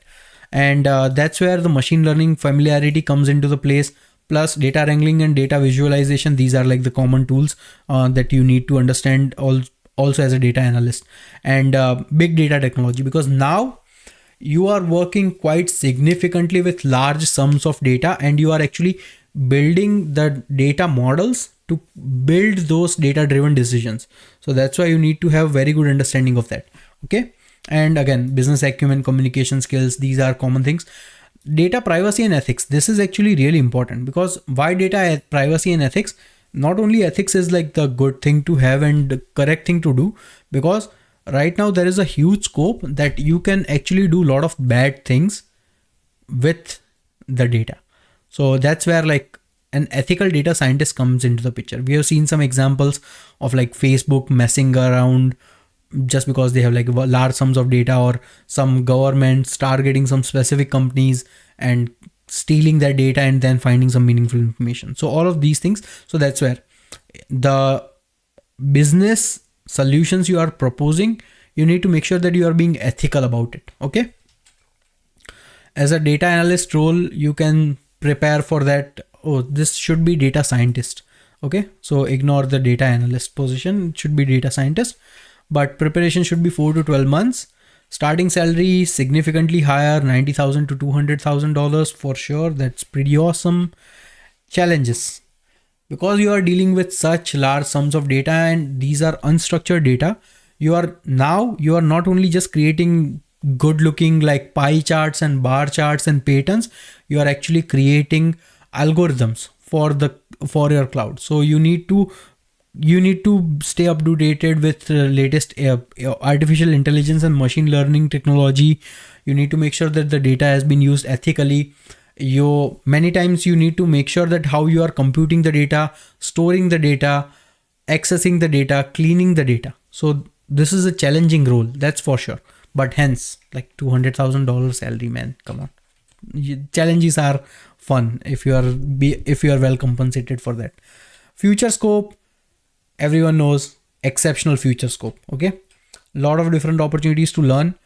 With the current rise in data increasing day by day, and all of these new machines and new technology we have that collects the data, of course we are going to need a lot of data scientists in the future. The funny thing is, Tesla is a car company, but it is also a huge data company, because 1 kilometer a Tesla drives, Tesla collects so much data about its surrounding, and that data is actually being used to create self-driving cars all across world by all of these different companies. And Tesla actually provides that information that it has gained to other companies as well. So of course, Tesla makes a lot of money from selling cars, but they also make a lot of money by having this access to this amazing and large volumes of data. So that's why data scientists are really important. Okay. And you have a lot of different opportunities with data analyst role. Learning sequence. So if you have to learn something from scratch, once again, this is going to look very similar to the data analyst position. The only difference is now you are going much more deeper into advanced machine learning analytics, and you are actually creating supervised learning and unsupervised learning, NLPs, natural language processing, and neural networks. So this is the important thing that you must know. And apart from that, all the other things like understanding fundamentals of maths and stat, programming skills, data wrangling, data visualization, these are all the common things that data analyst also needs to know. But data scientist is much more focused towards building these popular machine learning models and algorithms and implementing those. Okay. Preparation strategy. I'm just going to skip this over. The same thing that I just mentioned in the previous slide. Anyone wants to look at, just take a screen capture, and we are going to move to the next role, that is data engineer. Now, data engineer, very similar to data scientist and data analyst. You can just say like sort of merger of both the roles and responsibilities all across place. But basically, you do the same things with the data, but now most of the focus is on how you are actually maintaining all the data that you currently have, and how you are constructing the data, how you are building the models from the data, how you are designing the data and stuff like that. So that includes things like data modeling, data mining, and production. Okay. And you are creating like different data set processes for each one of them. You also need to make sure that you are integrating the new data that comes in to the existing set of data that is already present. And you definitely need to collaborate with a lot of different people for that. So again, this is the purpose of data engineer and data scientist and data analyst. It's just like difference in seniority and the specialization that they do.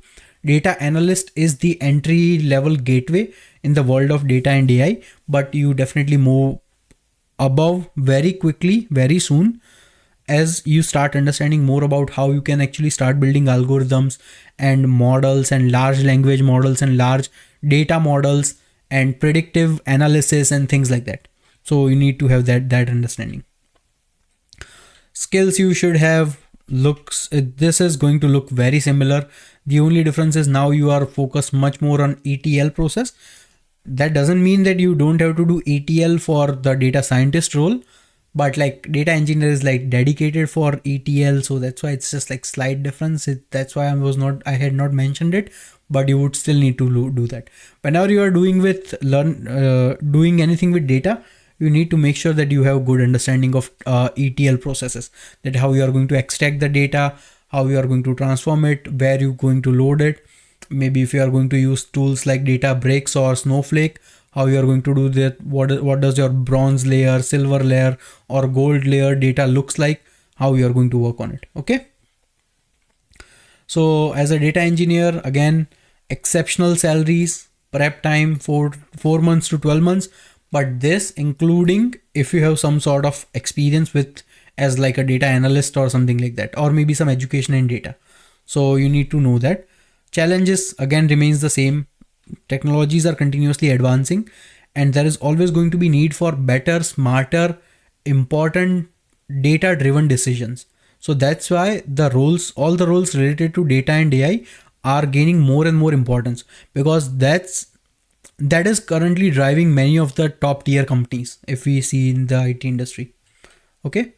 Future scope, exceptional future scope. No questions about that. Lot of opportunities to learn, lot of opportunities to grow. So for sure, go ahead with this. Learning sequence. Once again, learning sequence is also going to look very similar. The only difference is that we currently have this ETL process in between that I had not entered in the previous two roles, but even in the previous two roles, you need some sort of ETL. Specifically for data engineer, it's like mandatory. Okay. And prep strategy, I'm just going to skip over. I don't need to repeat myself. Okay, so BI developer. Now, BI developer role is that specifically you are designing and maintaining the BI solution. So what does business intelligence means? That currently you have large sort of data, and through that data, you are actually building the solutions. And for that, you actually need to have you need to present those solutions. For that, you need to create different dashboards, you need to create different reports. Many times you have to automate this process. So how you are going to do that? So that's where business intelligence developer comes into the place. This is a common developer who might have some understanding about existing backend development scenario. If not, they at least know how to query the data, how to fetch the data, how to store the data, how to create automated dashboards that keeps on updating and that gives you all the important information a business needs. If many times you are also doing some real-time processing of the data, so how you work with that. Okay, so these are the common things and the common skills you should have.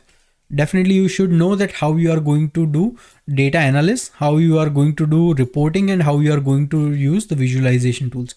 Most important part for this one is the ability to be able to use Power BI and Tableau. They are really popular across the industry, and for a BI developer, you are going to be working quite a lot with them. So you should know this information. Also, most of the times you are going to be working on relational databases. So you need to know how to efficiently query the existing database, and understanding of Python and understanding of ETL and experience with BI tools like Power BI and Tableau or other similar tools. So you need to have all of these information. And then these are just the soft skills, but like soft and logical skills related to the data and business that you should have this information. Okay. As a BI developer, in my opinion, I think this is like a low hanging fruit. This is easy to learn. There is good opportunity right now, and you can definitely become a much better BI developer as like you start building your own dashboards and you start understanding that what does the data represent and how you can best leverage the existing scenario. So this is like a good career option to have. Also the salary is pretty nice for a starting salary. And in terms of challenges, of course, evolving data, evolving technology, working with the stakeholders, you need to learn continuously, and you need to make sure that how you can transform the existing complex set of data in quick manner. Okay, future scope excellent, no questions about that. And learning sequence, this is important. Let's talk about this one. So once again, very similar to what we have seen for all the other different data related roles. The significant importance over here is that you are not building any like machine learning things, but you are mostly focused on BI and visualization tools. So you need to have significant understanding of both of these. Okay, and preparation strategy, again I'm just going to skip it because I need to get this done. It's almost close to midnight, and yeah.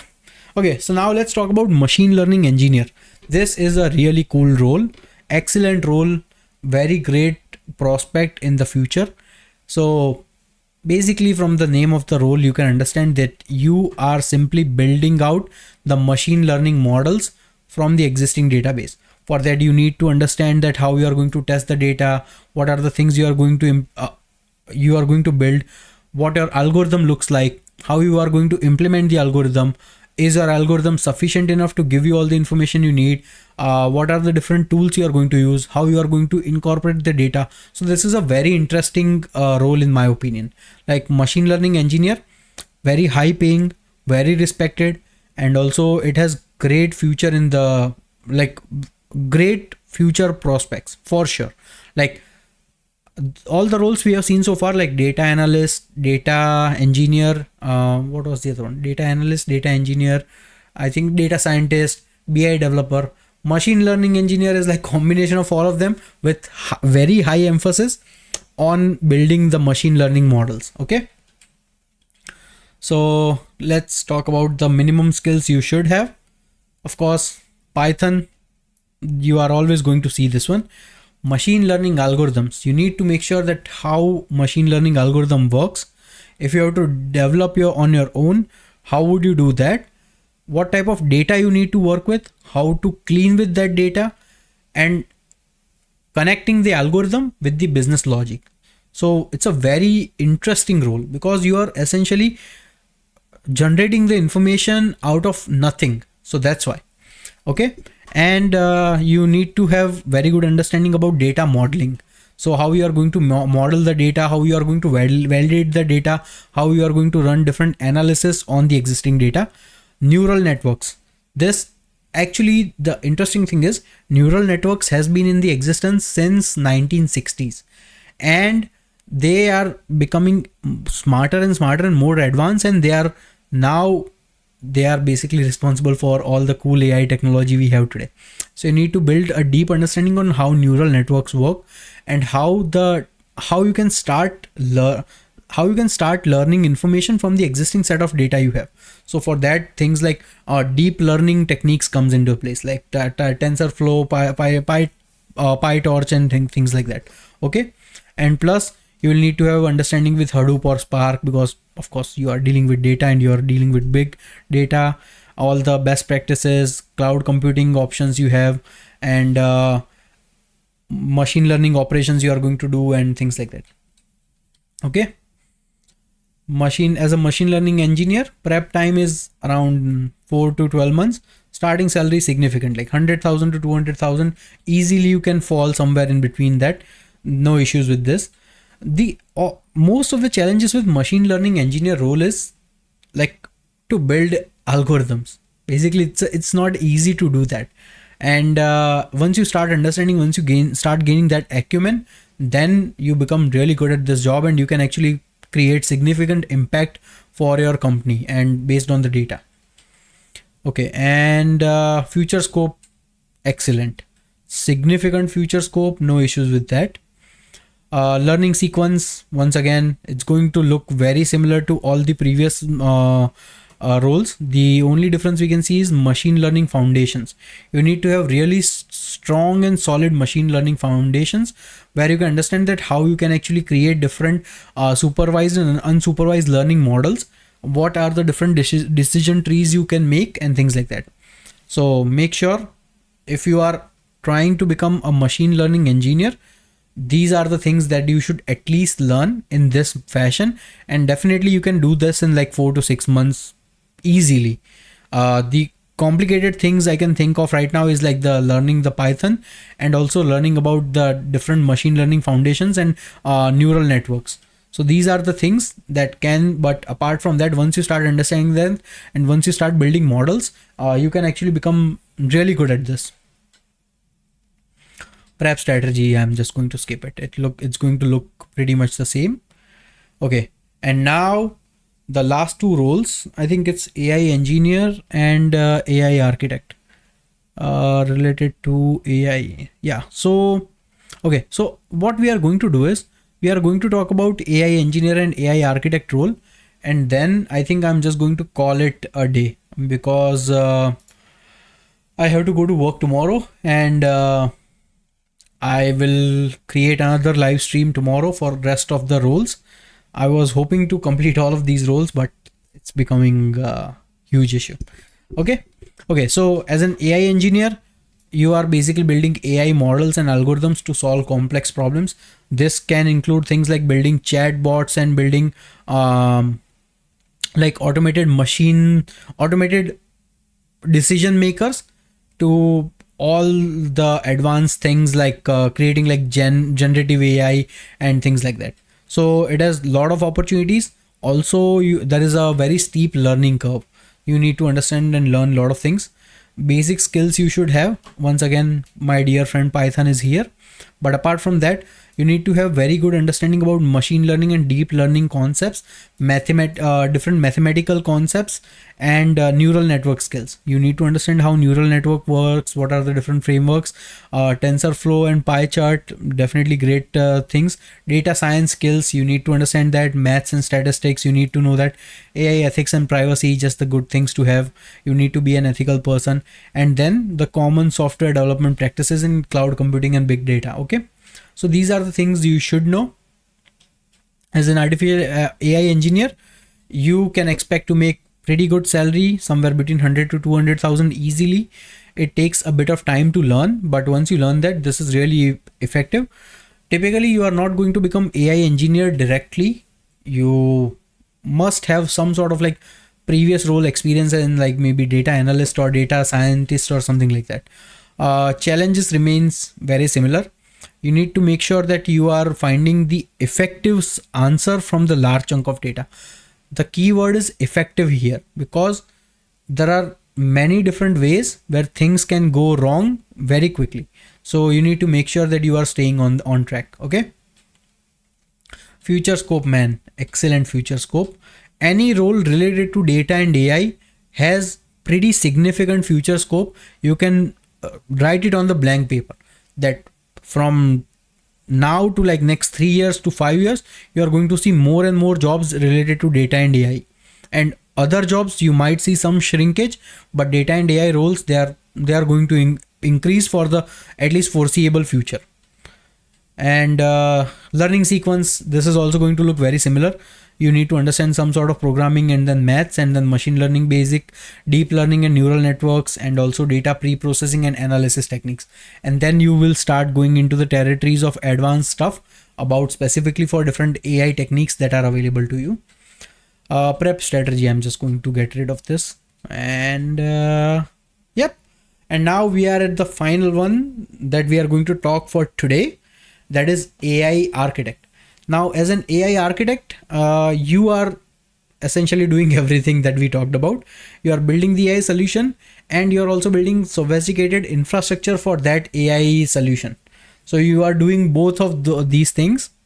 So you need to make sure that you have all the necessary right information. You need to understand the business concepts really well. You need to make sure that you are dealing with a lot of different stakeholders, and all the things are being done in pretty efficient manner. Okay.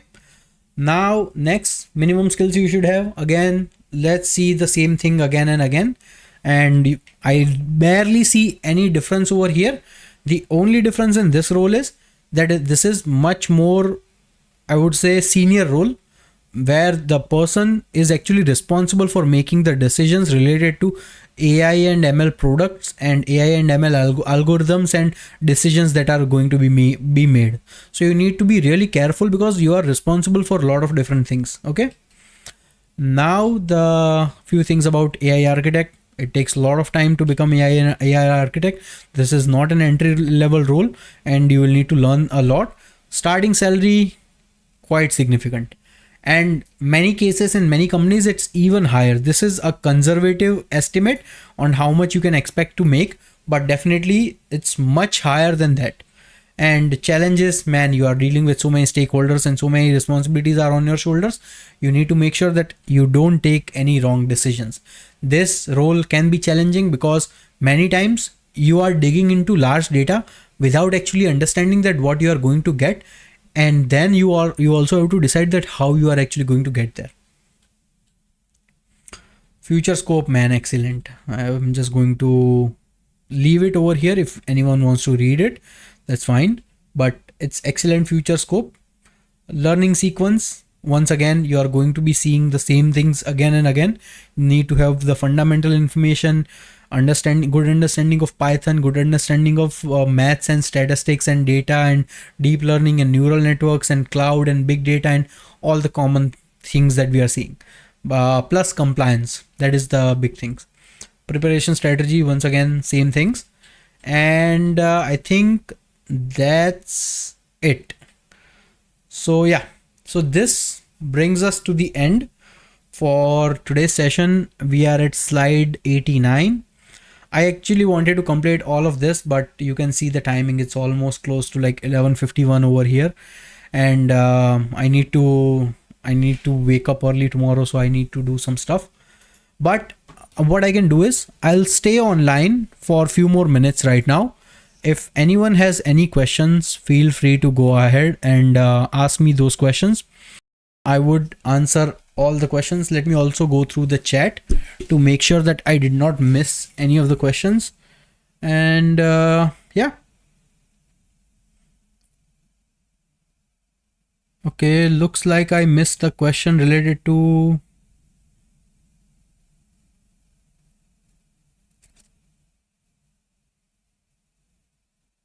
I don't think I missed any. Oh yeah, Golang roadmap. I think we can I can create a separate video on a Golang roadmap. So yeah, I'll probably do that. Okay. And so far, no worries. Looks like, yeah, if anyone has any questions, feel free to paste it in the comments. I'm waiting for a couple of more minutes. If not, it's been a pleasure. I think I should have started the stream a little bit earlier, so tomorrow I might start it early.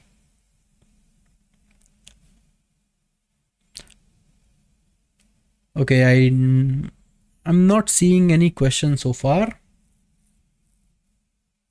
Maybe.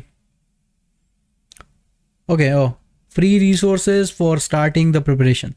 Okay, so number one free resource, there is a YouTube channel called freecodecamp.org. Let me just paste that YouTube channel in the chat, so anyone wants to check it out. Definitely great channel. For every single technology I mentioned, they have a course for that. So for sure, go ahead, check it out. It's 100% free. There are no issues with that. Let me just